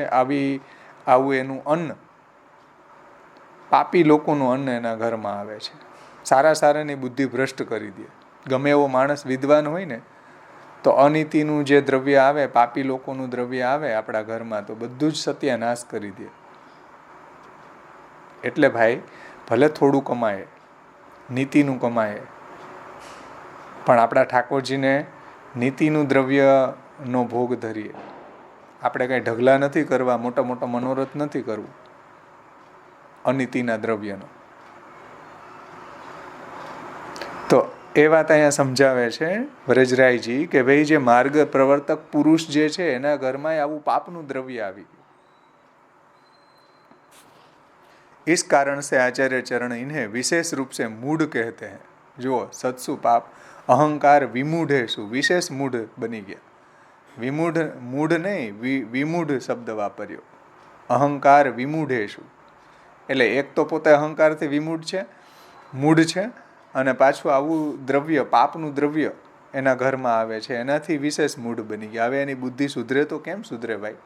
આપણને લાગે કે ઓહો આટલા આવા પદ ઉપર, ગુરુ પદ ઉપર રહેવાવાળા આવું કાર્ય કેમ કરે છે, ઠાકોરજીનો ધંધો કેમ કરે છે, ભાગવતનો ધંધો કેમ કરે છે, ઠાકોરજીના દર્શનનો ધંધો કેમ કરે છે.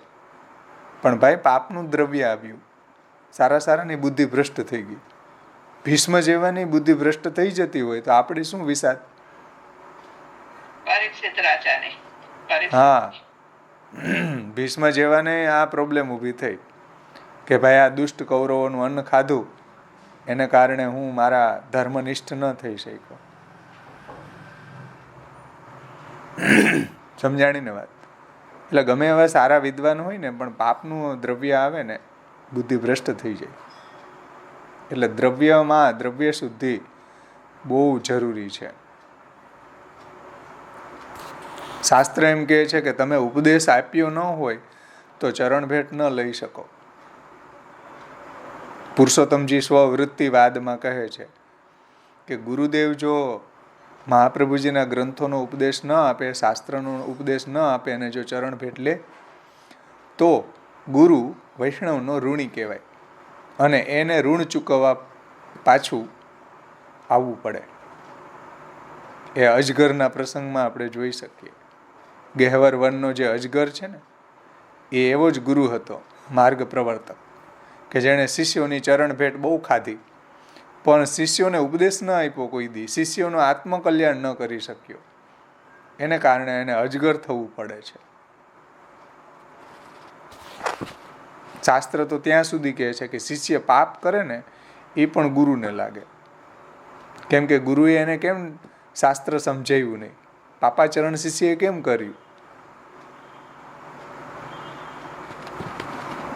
એનું જવાબદારી ગુરુની છે. બોલો હવે ક્યાં જવું? સમજમાં આવે છે ને વાત? કેટલું રિસ્પોન્સિબલ છે. હે? હા, તો જીવિકા કા નિર્વાહ હે જે આપણને બ્રહ્મ સંબંધ આપે છે તો આપણે શિષ્ય તરીકે જો આપણે એને કહ્યું એ પ્રમાણે ન કરીએ તો દોષ એમને લાગે અને એ દોષ નિવૃત્તિ માટે જે સંધ્યા વંદન કરવું જોઈએ. બરાબર છે?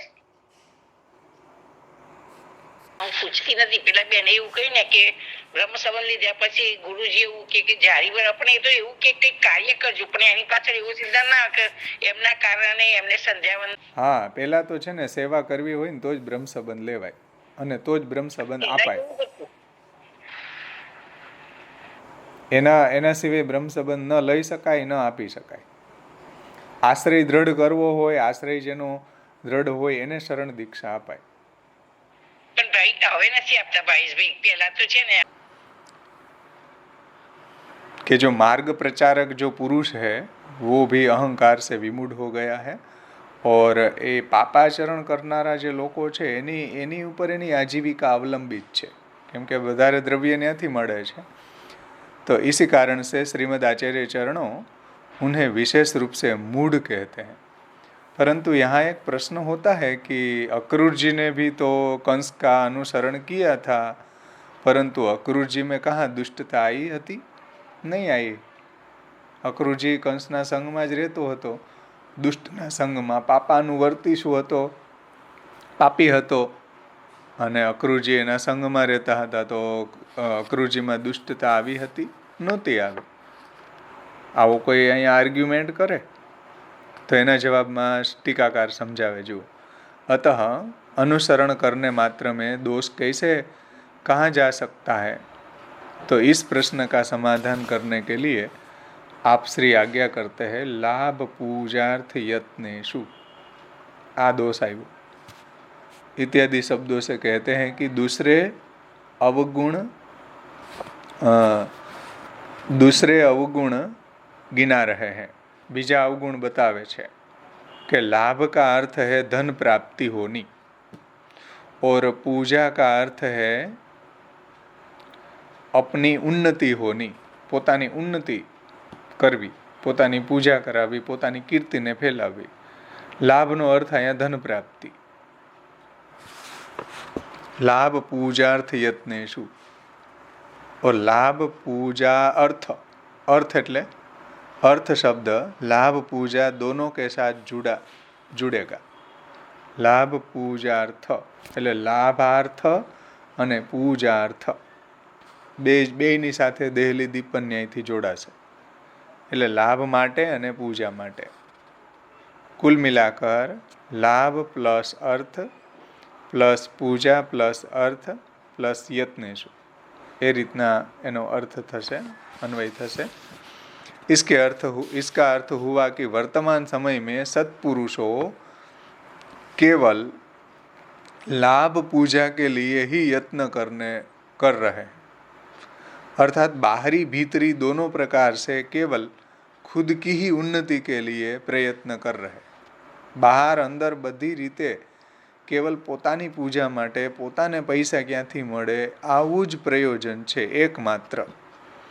इन्हीं दोनों लाभ पूजा के लिए प्रयत्नशील रहना इनकी मूर्खता को बता रहा है कि आवा जे मार्गना प्रवर्तक गुरुओ જે શાસ્ત્ર ન સમજાવીને પોતાની લાભ પૂજાનો જ પ્રયત્ન કરે છે, જે ભગવાનનું ભજન નહીં કરીને પોતાની જ લાભ પૂજાનો એ ઉપાય શોધી રહ્યા છે, એને અહીંયા ટીકાકાર એમ કહે છે કે ऐसे मूर्ख लोगों, ये उनकी मूर्खता को बता रहे हैं. ऐसी परिस्थिति में कि जहाँ मार्ग प्रचारक ही ऐसे हो गए हैं, मार्ग प्रचारक आवा बनी गया, बोलो હવે ક્યાં જાવું? બુલા મિશ્ર ભણવા ગયા તો બધાએ પહેલાં એમ કીધું કે પહેલાં 5-10 હજાર રૂપિયા ધર, પછી અમે તને ભણાવીએ. 550 વર્ષ પહેલાં આ કન્ડિશન હતી, વિચાર કરો તો આજે શું બાકી રહ્યું હોય? मार्ग प्रवर्तक, जो टीकाकार शब्द मूके छे, ऐसी परिस्थिति में जहाँ मार्ग प्रवर्तक ही ऐसे हो गए हो, वहाँ सत्पुरुष तो मिल ही नहीं रहे. अतः सत्संग मिलना दुर्लभ हो गया है. तो सत्संग क्या थी मळे? सो आचार्य चरण आज्ञा करते हैं कि सभी मार्ग नष्ट हो गए हैं, अब कृष्ण ही मेरी गति हो. શ્રી કૃષ્ણ જ આમાં મને બચાવી શકે, હવે કોઈ બચાવવા સમર્થ નથી. કોઈનું અવલંબન અત્યારે કરવા જેવું નથી. ગુરુની આ હાલત છે, તમે વિચારો, માર્ગ પ્રવર્તક ગુરુની આ હાલત હોય તો હવે જવું ક્યાં? એટલે વ્રજરાયજીએ માર્ગના એંગલથી સમજાવ્યું. માર્ગ પ્રવર્તક આવા થઈ ગયા, બોલો હવે શું કરવું? શ્રી કૃષ્ણ જ આમાંથી આપણને ઉદ્ધાર કરી શકે, કૃષ્ણ જ આપણને બચાવી શકે, બીજો કોઈ ઉપાય નથી. એકમાત્ર શ્રી કૃષ્ણનો જ આશ્રય કરવો જોઈએ. માર્ગ પ્રવર્તકનો ભરોસો અત્યારે નથી થાય. એટલે બચવા જેવું છે બધાથી.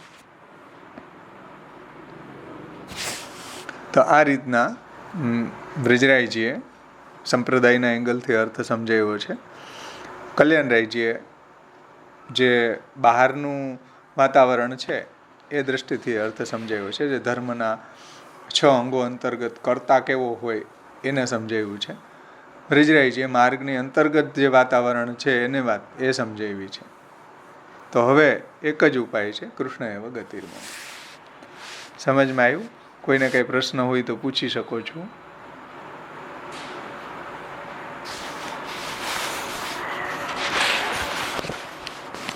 ત્યાર પછી આવે છે દેશ, કાલ, દ્રવ્ય, કર્તા. હવે આવે છે મંત્ર.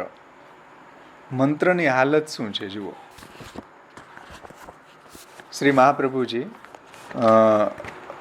5મા શ્લોકની અંદર મંત્રને સમજાવે છે કે ભાઈ મંત્ર છે એનાથી પણ હવે ઉદ્ધાર શક્ય નથી, મંત્રથી પણ હવે ફલ પ્રાપ્તિ શક્ય નથી. તો ધર્મના જે 6 અંગો છે એમાં મંત્રની વર્તમાન સમયમાં અસાધકતા છે. એને આપશ્રી સમજાવે છે.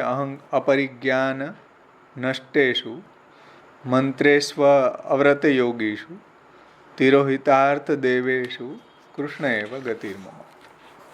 કલિયુગની અંદર મંત્રો જે છે એ અપૂર્ણ જ્ઞાનથી નષ્ટ થયા છે. અપરિજ્ઞાન નષ્ટેષુ મંત્રેશુ અવ્રત યોગીશુ. અને જે વૈદિક મંત્રો છે એ વ્રત વગરના લોકોમાં રહેલા છે.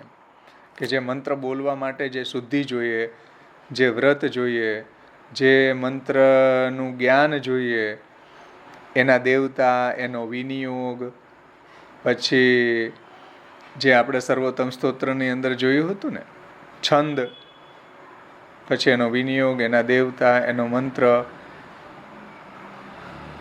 એ બધું જ્ઞાન હોય તો મંત્ર ફલિત થાય. એટલે વ્રત, હા, બીજ બરાબર. બીજ, પછી એના ઋષિ, એના દેવતા, એનો વિનિયોગ, હા, અને છંદ. આ બધું જ જ્ઞાન હોવું જરૂરી છે મંત્રની સાથે સાથે. તો એ રીતના વ્રત વગરના લોકોમાં આ બધા મંત્રો રહેલા છે. અને એના કારણે એના અર્થ અને એના દેવતા તિરોહિત થઈ ગયા છે, મંત્રના પણ. ત્યારે આવી પરિસ્થિતિમાં તો એકમાત્ર શ્રી કૃષ્ણ જ મારો આશ્રય સ્થાન થાવો. એમ અહીંયા શ્રી મહાપ્રભુજી મંત્રની પણ અસાધકતા બતાવે છે. ષોડશ ગ્રંથ પરિચયકાર એને સુંદર રીતે એની વ્યાખ્યા સમજાવે છે આ શ્લોકની, તાત્પર્યનું, કે ધર્મના 5મા આવશ્યક અંગ મંત્રમાં પણ હાલમાં હોવા જોઈએ એવો પ્રભાવ એમાં બાકી રહ્યો નથી. એટલે એવો પ્રભાવ મંત્રની અંદર રહ્યો નથી. કોઈ યોગ્ય લાયકાત ધરાવનાર ગુરુની સમક્ષ પ્રણિપાત એટલે કે દંડવત પ્રણામ અને પરિપ્રશ્ન એટલે કે વિદ્યા સંબંધી વિનય યુક્ત પ્રશ્નોત્તરી તથા ગુરુની પરિચર્યા એટલે ગુરુની સેવાના એને શાસ્ત્રમાં કહ્યા મુજબની વિધિ અનુસાર તે મંત્રોના જુદા જુદા ન્યાસ એટલે મંત્ર કઈ રીતના મેળવવા, કે પ્રણિપાતે અને પરિપ્રશ્ન એને સેવયા, જે ભગવાન ગીતાજીમાં કહે છે કે એવા જે ગુરુ છે એની સમક્ષ કઈ રીતના આપણે પેશ થવું, તો કે દંડવત પ્રણામ કરવા, પ્રણિપાત, પછી વિદ્યા સંબંધી અને પ્રશ્ન પૂછવો, પરિપ્રશ્નેન, પછી સેવયા, ગુરુની શુશ્રૂષા, ગુરુની સેવા, અને પછી શાસ્ત્રમાં કહ્યા મુજબ એની વિધિ અનુસાર તે મંત્રના જુદા જુદા ન્યાસ, પછી મંત્રનું તાત્પર્ય, પછી મંત્રનો વિનિયોગ, એના સંપૂર્ણ જ્ઞાન તથા મંત્ર માટે અપેક્ષિત વ્રત. મંત્ર લેવા માટે પહેલાં તો આપણી શુદ્ધિ જોઈએ, મંત્ર લેવા માટે અપેક્ષિત વ્રત જોઈએ, તથા શુદ્ધિના પાલનપૂર્વક દીક્ષા ગ્રહણ કરવાથી મંત્રોમાં પ્રભાવ ઉત્પન્ન થાય છે. આ કન્ડિશન હોય તો મંત્રો એનો પ્રભાવ બતાવે કે મંત્રોમાં પ્રભાવ પ્રગટ થઈ શકે. આ બધાથી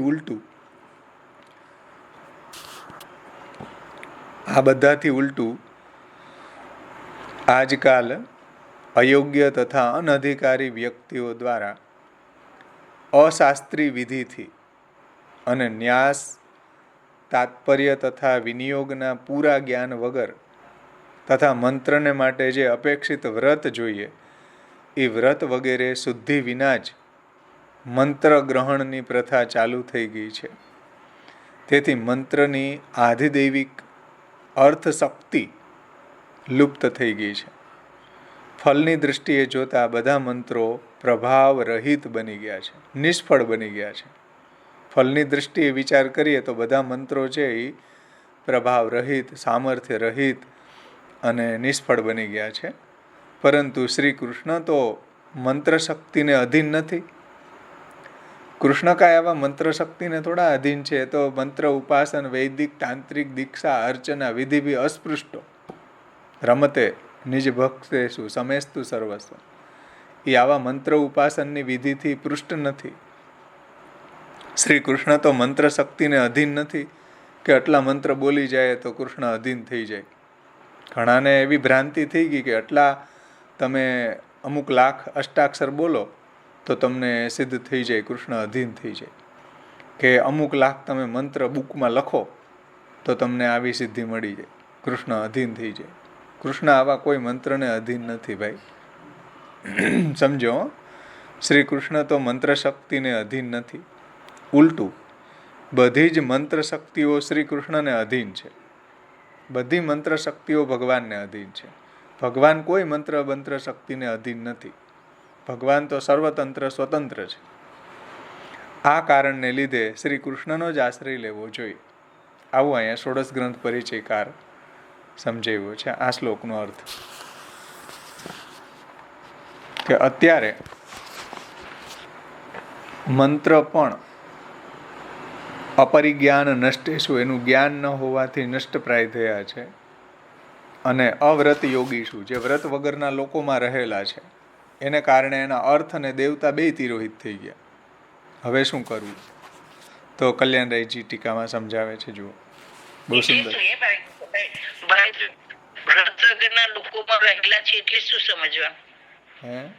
એટલે મંત્ર બોલવા માટે જે વ્રત કરવું જોઈએ, મંત્રને ગ્રહણ કરવા માટે જે શુદ્ધિ જોઈએ એ નથી કોઈનામાં. આમાં ટીકાકાર સમજાવે છે, આપણે એના શબ્દોમાં જ જોશું. પહેલે કહી ગઈ शंका की भांति आचार्य चरण अग्रिम श्लोक द्वारा मंत्रों की भी असाधकता बताते हुए आश्रय के लिए प्रार्थना करते हैं. એટલે પહેલાં જેવી રીતના કન્ટિન્યુ આપણી શંકા ચાલી આવે કે ભાઈ ચાલો અહંકારથી વિમૂઢ થયેલા કરતા આવા થઈ ગયા તો અમે મંત્રોનો આશ્રય કરશું, મંત્ર દ્વારા અમાને ધર્મ સિદ્ધ થઈ જશે. તો મંત્ર તો રહ્યા છે કે નહીં શાસ્ત્રમાં, તો મંત્રનો આશ્રય કરીને અમે ધર્મની સિદ્ધિ કરી લેશું, આવું કોઈ વિચારતું હોય તો મંત્રની શું પરિસ્થિતિ છે શ્રી મહાપ્રભુજી એનું વર્ણન 5મા શ્લોકમાં કરે છે. એને ટીકાકાર સમજાવે છે કે अपरिज्ञान नष्टेषु इत्यादि शब्दों की व्याख्या करते हैं कि वैदिक एवं पौराणिक मंत्रों के अपरिज्ञान से, अपरिज्ञान यानी कि एनु ज्ञान न होवाथी, अर्थात मंत्रों का तात्पर्य, मंत्रों के देवता एवं मंत्रों के स्वरूप के अज्ञान से मंत्र नष्ट प्राय हो गए हैं. મંત્રનું તાત્પર્યનું જ્ઞાન નથી, મંત્રના દેવતાનું જ્ઞાન નથી, મંત્રના ઋષિનું જ્ઞાન નથી, મંત્રના વિનિયોગનું જ્ઞાન નથી, મંત્રના છંદનું જ્ઞાન નથી, મંત્રના તાત્પર્યનું જ્ઞાન નથી. એના કારણે મંત્રના દેવતા તિરોહિત થઈ ગયા, એનો અર્થ તિરોહિત થઈ ગયો. तो मंत्रों के स्वरूप एवं अज्ञान से वो नष्ट प्राय हो गए हैं.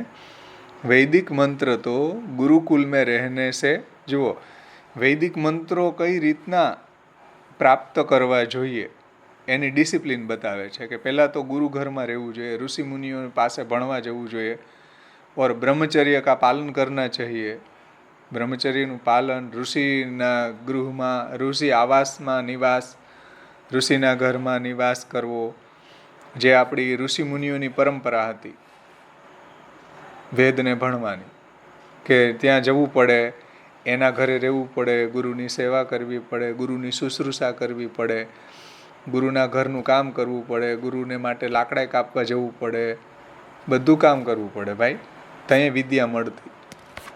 અને ગુરુની સેવા કરે ને ગુરુ પ્રસન્ન થાય પછી ગુરુ આપણને વિદ્યા આપતા. ગમે એવો રાજા હોય ને તો એને ગુરુની સેવા પહેલાં કરવી પડે. રાજા હોય તો એના ઘરનો. જેટલા બી રાજા હતા ને બધા ઋષિમુનિઓ પાસે ભણેલા હોય તો ન્યાય એને બધી જ સેવા કરવી પડે. આપણા ઠાકોરજીને પ્રસંગ આવે ને સાંદીપનીને ત્યાં બધી સેવાય કરતા.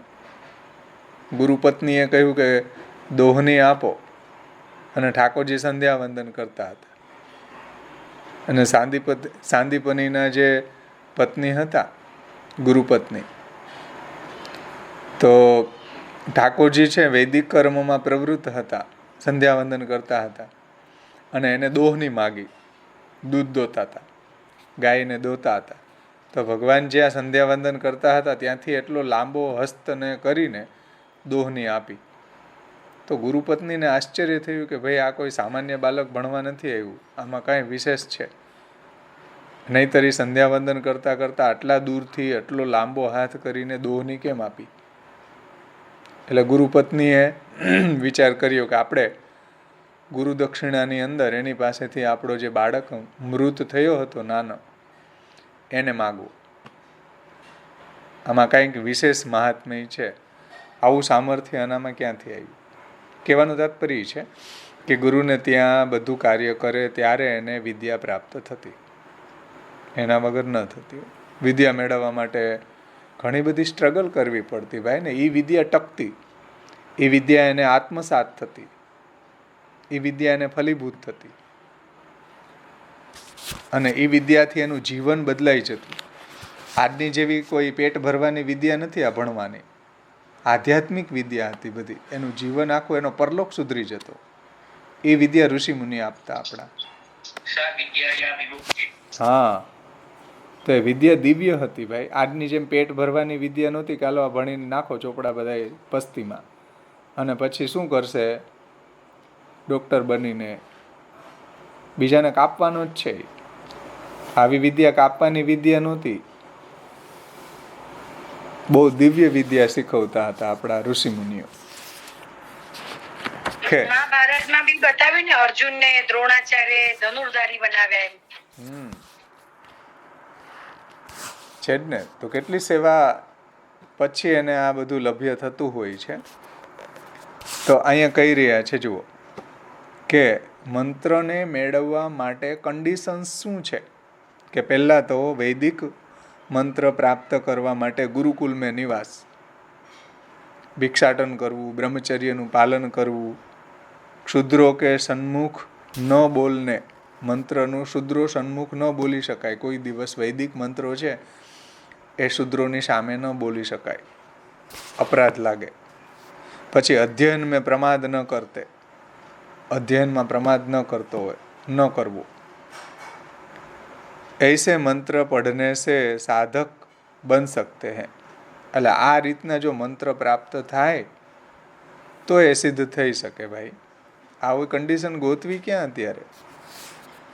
परंतु इस व्रतों का पालन न करने से मंत्र असाधक बन गया है. આ વ્રતોનું પાલન ન કરવાને કારણે મંત્રો અસાધક થઈ ગયા. આજે ગુરુકુલમાં નિવાસ, બ્રહ્મચર્યનું પાલન, શુદ્રોને સન્મુખેનું ઉચ્ચારણ ન કરવું વગેરે વગેરે ઘણી બધી એની કન્ડિશન્સ હતી મંત્રને બોલવાની પણ. તો એ બધું અવ્રત યોગી શું, જે આ બધા મંત્ર બોલનારની અંદર આ બધા વ્રત હોવા જોઈએ એ એનામાં રહ્યા નહીં. એટલે મંત્ર જે માણસ બોલી રહ્યો છે એમાંથી એના અર્થ અને એના દેવતા તિરોહિત થઈ ગયા. એ સાઉન્ડ માત્ર બૈચા મંત્ર. હવે ગાયત્રી મંત્ર છે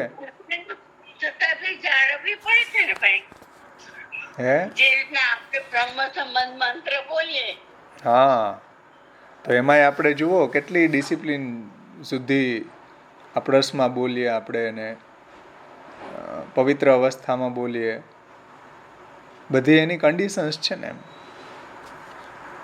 કોઈ પણ મંત્ર હોય એના માટે એનું વ્રત હોવું જરૂરી છે ને, તો એની ડિગ્નિટી રહે, તો એનું કંઈક ગરિમા રહે, એમ નહીંતર ન રહે. એમ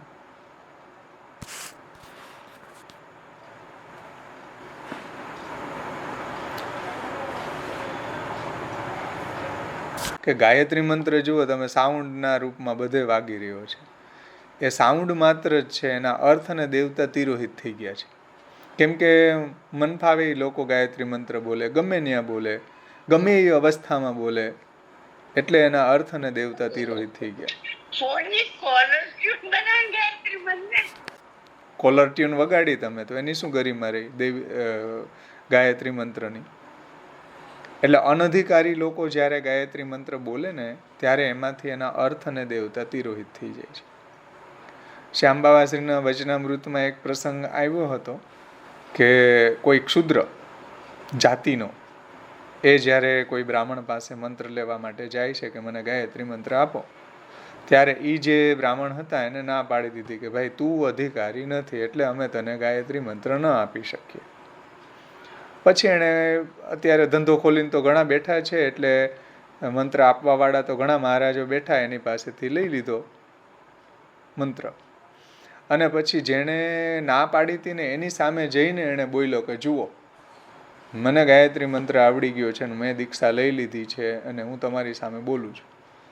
ત્યારે જે બ્રાહ્મણ હતા ને વિદ્વાન, એણે કહ્યું કે આ ગાયત્રી મંત્ર નથી ભાઈ, આમાં એના અર્થ અને દેવતા તિરોહિત થઈ ગયા છે. આ કેવલ સાઉન્ડ માત્ર છે. સાઉન્ડ તો સ્પીકર એ બોલે તમારું ગાયત્રી મંત્ર, એનાથી શું ફાયદો? ઝીરો. એના અર્થ અને દેવતા તિરોહિત થઈ ગયા પછી મંત્ર કેવલ સાઉન્ડ છે, સાઉન્ડ અને સાઉન્ડ જ છે, એનાથી વધારે કંઈ નથી. અત્યારે જે ગાયત્રી મંત્ર ચાલે છે, લોકની અંદર બધા બોલે છે, એ અનધિકારીના મુખમાંથી બોલાઈ રહેલો છે, એ સાઉન્ડ માત્ર છે. એને કંઈ જ ફલ ન મળે. અને પ્રત્યવાય લાગે એ નોખું, અપરાધ લાગે વેદની આજ્ઞાનું ઉલ્લંઘન કરવાનું, એ પાપાચરણ લાગે છે, એને પાપ થાય છે, એ એને ભોગવવું પડે છે. કેમ કે મંત્રની કોઈ ગરિમા છે, મંત્રની કોઈ શુદ્ધ અવસ્થામાં એને બોલવો જોઈએ. મંત્રના માટે કોઈ વ્રત જરૂરી છે. આ બધા એના વગર ન બોલી શકાય. સમજમાં આવી ને? જે ગાયત્રી વેદનું બીજ છે. જોકે જે ત્રૈવર્ણિકો બોલી શકે છે, યજ્ઞોપવિત ધારણ કરેલા, ને એ પણ એને વ્રતધારી હોય એ જ બધા નહીં. બાકી બીજા બધા બોલે તો એ સાઉન્ડ માત્ર છે, એનું કંઈ જ ફલ ન મળે. અને પ્રત્યવાય લાગે. અને સ્ત્રીઓય બોલે, સ્ત્રીઓને તો એલાવ જ નથી.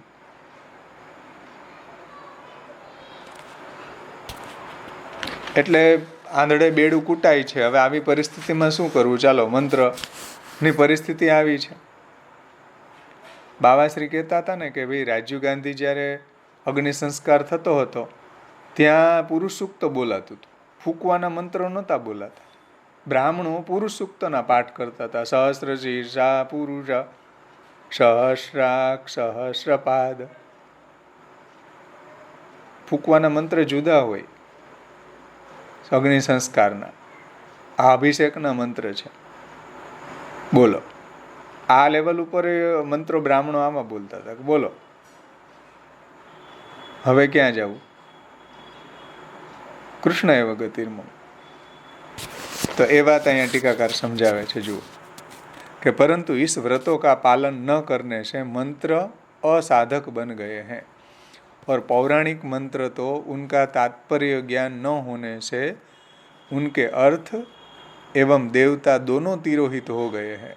ગમે એ વ્યક્તિ મંત્ર બોલે, ગમે એ મંત્ર, પણ એના માટે આ કન્ડિશન્સ જરૂરી છે. અને જો એ કન્ડિશન શાસ્ત્રે જે બતાવી છે એ ન હોય તો એ કેવલ સાઉન્ડ જ છે, અવાજ માત્ર છે. બીજું કશું જેનાથી ફલ ન મળે. Wastage of time. तो उनके अर्थ और देवता दोनों तिरोहित हो गए हैं, इसलिए असाधक हो गए. किंतु भगवद आश्रय करने पर तो, जो भगवद आश्रय करने पर तो जिसका नाम स्मरण करने से सभी अपूर्ण वस्तुओं में पूर्णता आ जाती है, ऐसे भगवान अच्युत को नमस्कार है. આ બૃહદ નારદીય પુરાણના પૂર્વખંડમાં કહ્યું છે.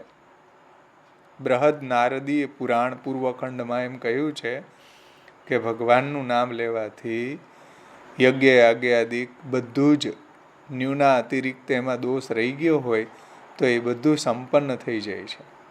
એવો ભગવદ્ નામનો મહિમા છે કે યસ્ય સ્મૃત્યા ચ નામોક્ત્યા તપો યજ્ઞ ક્રિયાદિષુ ન્યૂનમ સંપૂર્ણતામ યાતિ સદ્યો વંદે ત્યમચ્યુત.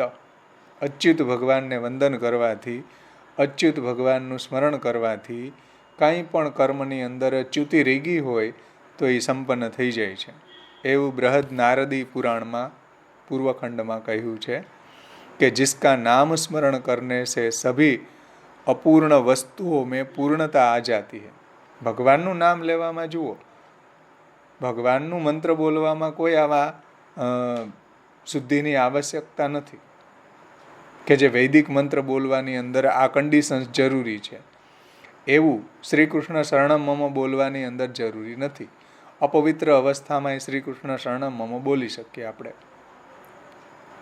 અને જેનું સ્મરણ કરવાથી, જેનું નામ લેવાથી કાંઈ પણ ન્યૂન અતિરિક્ત દોષ રહી ગયા હોય યજ્ઞ યાગાદિકમાં, તપો જ્ઞાન ક્રિયાદિશુ, તપો યજ્ઞ ક્રિયાદિશુ, એમાં પણ એ બધા સંપન્ન થઈ જાય છે કે जिसका नाम स्मरण करने से सभी अपूर्ण वस्तुओं में पूर्णता आ जाती है, ऐसे भगवान अच्युत को नमस्कार करते हैं इत्यादि वाक्यों के अनुसार ये मंत्र भी साधक बन जाते हैं.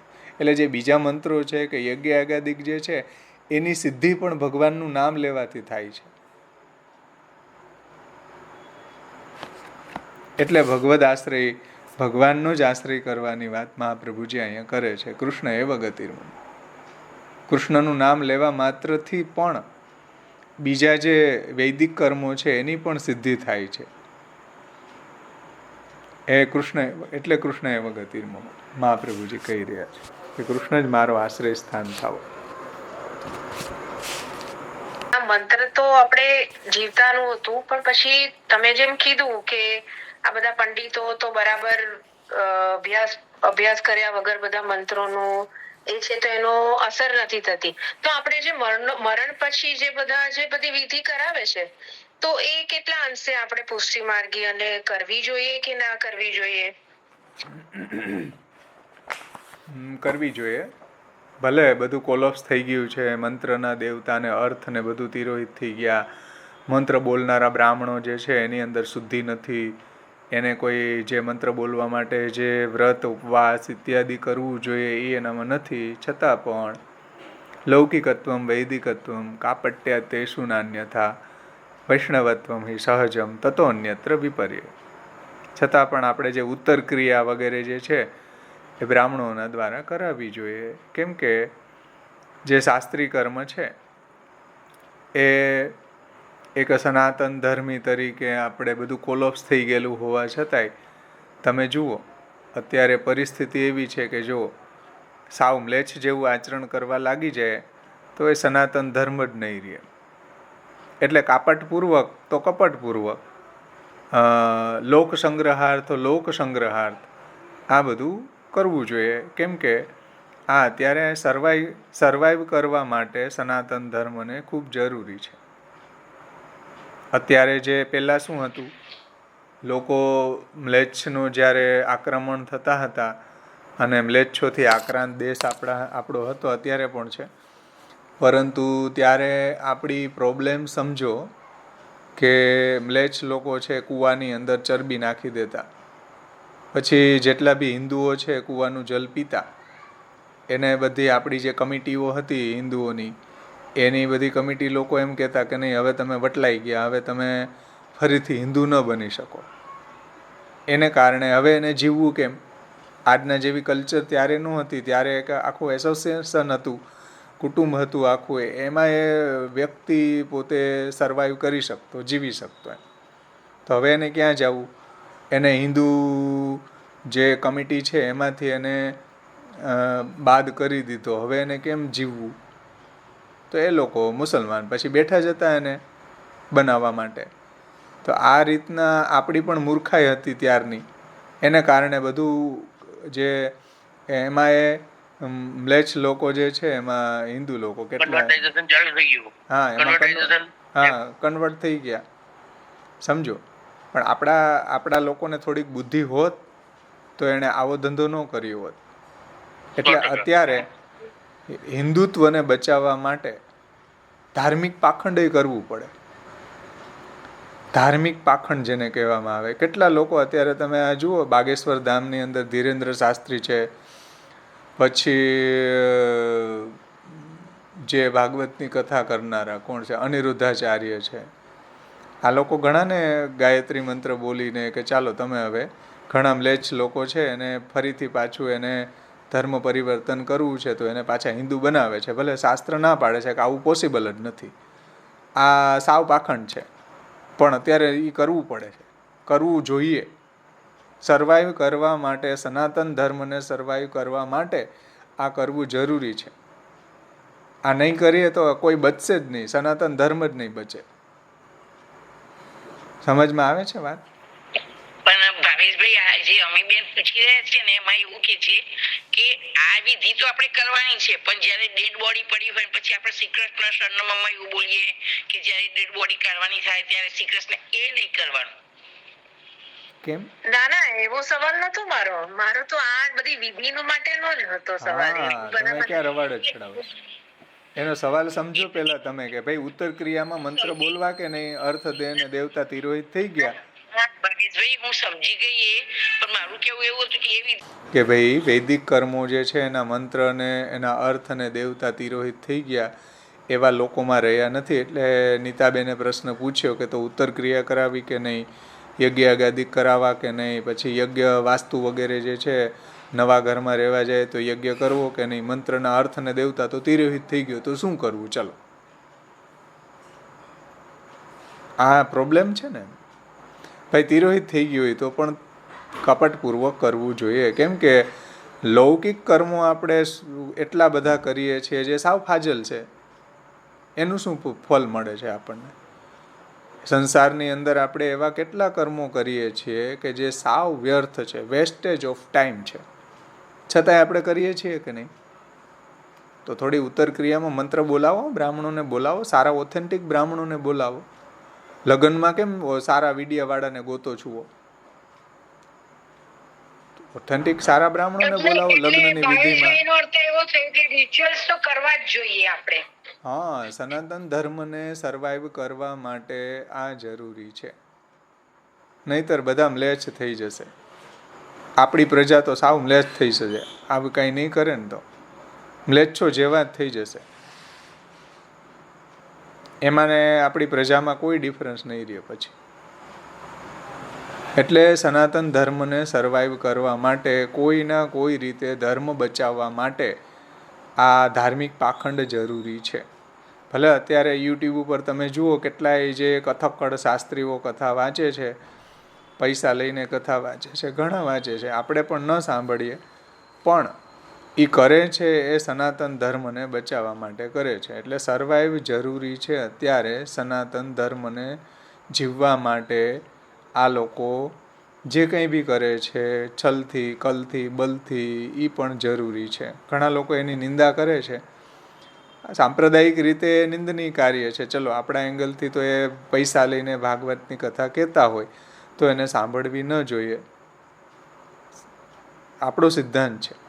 પરંતુ લોકની અંદર સનાતન ધર્મની રક્ષા માટે આજે એ પણ જરૂરી છે કે લાખો લોકો કથા સાંભળે છે અને એના દ્વારા એ સનાતન ધર્મ ટકી રહ્યો છે. કેટલા લોકો, પ્રેમાનંદ સ્વામી જે છે વૃંદાવનના, એની કથા સાંભળીને ઘણા લોકો સુધરી રહ્યા છે, ઘણા લોકો સનાતન ધર્મને અપનાવી રહ્યા છે. તો બહુ ગ્રેટનેસ છે એની, હું તો કહું, એનો પ્રચાર થવો જ જોઈએ.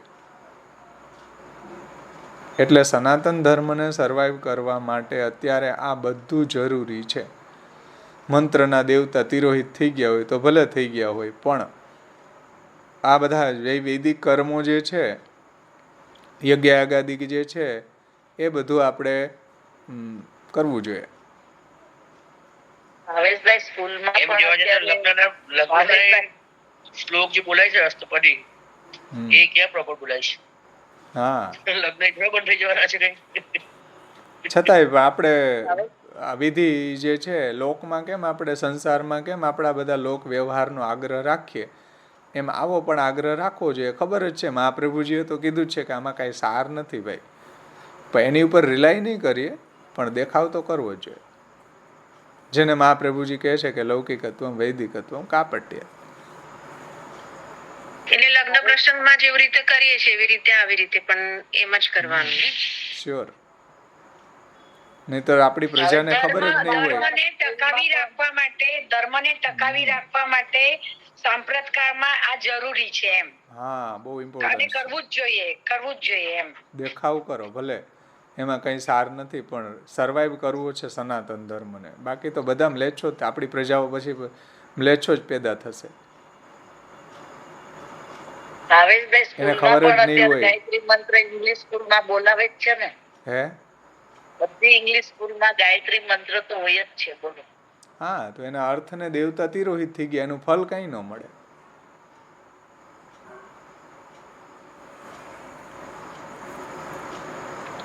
ગીતાના શ્લોક ને બધું કોમ્પિટિશન. સંતરામ મંદિર છે હા, જે અત્યારે ચરોતરમાં તો બહુ આગળ પડતું કહેવાય. હવે જે આપણા ઉનાળુ વેકેશન ગયું ને હા, એમાં ત્યાં ક્લાસ ચાલતા હતા કે આખું ભગવદ ગીતાના શ્લોક મહિનો ભણાવે અને પછી એની કોમ્પિટિશન રાખે કે જેના આખું મોડે થઈ જાય ને એટલે એમ ઘણા બધા છોકરાઓ પાર્ટિસિપેટ કરતા હતા. અને ત્યાં એની એક સ્કૂલ ચાલે છે, એમાં કમ્પલસરી જય મહારાજ બોલે ને તો જ અંદર જવા, બાકી એન્ટ્રી જ નહીં. એટલે જે લેટ છે એટલે જે આપણે કહીએ ને બીજું એમ ક્લાસ, એ બધું બંધ જ થઈ ગયું. ટૂંકમાં જન આપણું હિન્દુ જ જવા મળે એમ. હા હા હા, રાઈટ. બહુ જરૂરી છે અત્યારે હિન્દુત્વને સર્વાઈવ કરવા માટે, સનાતન ધર્મને સર્વાઈવ કરવા માટે, જીવવા માટે આ જ જરૂરી છે ખૂબ.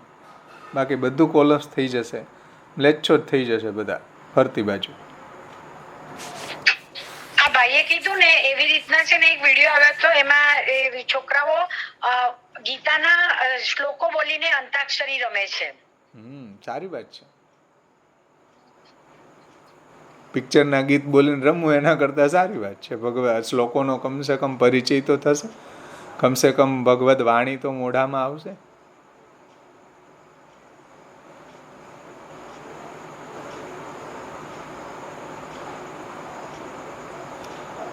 સમજાણું ને? અત્યારે આપણને આ બધું કોલપ્સ થઈ ગયું. આ તો મહાપ્રભુજીએ આપણને સમજાવ્યું છે ખાનગીમાં કે કૃષ્ણ એવ ગતિર્મમ. બાકી બહાર જે છે એને ખબર જ નથી કોઈને. ભાવેશભાઈ, હા, અત્યારે તો ગીતાથી ફરજિયાત કર્યું સ્કૂલમાં. નરેન્દ્ર મોદી. હા, બહુ સારું થયું. જહાંગીર ને અકબર ને હુમાયુ ને ઢીકડા ને પૂંછડા ને વાંચવા એના કરતા આપણા જે મહાત્માઓ થઈ ગયા એના તો કોઈ પાઠ જ નહોતા ટેક્સ્ટ બુકોમાં. આપણા ધર્મશાસ્ત્રોના કોઈ એમાં પાઠ જ હતા નહીં કોંગ્રેસી સરકારના કારણે. બધા મ્લેચ્છોના જ પાઠ હતા. ભણવાવાળાને પછી શું થશે? એને જ લોકો રોલ મોડેલ માનવા માંડી ગયા.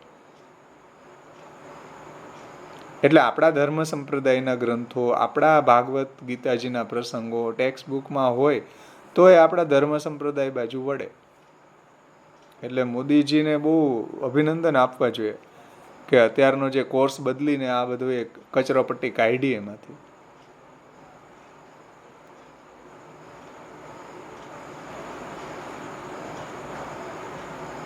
ચલો, બીજા કોઈને કઈ પ્રશ્ન છે?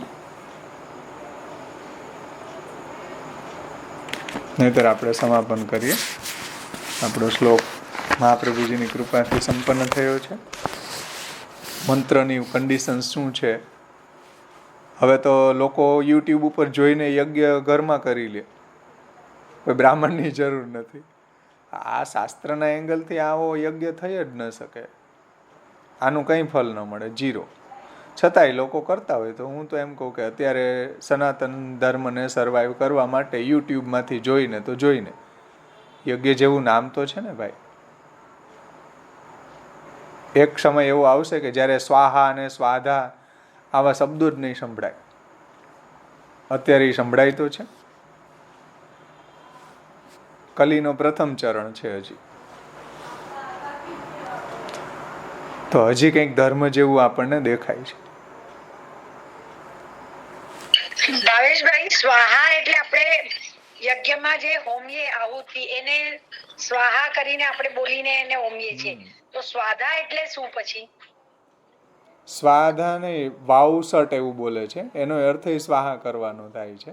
પણ કહેવાનું મારું તાત્પર્ય એ છે કે અત્યારે યજ્ઞ અગાદિક તો થઈ રહ્યા છે, વૈદિક કર્મ તો થઈ રહ્યા છે, આવા શબ્દો તો સંભળાઈ રહ્યા છે કાને એમ.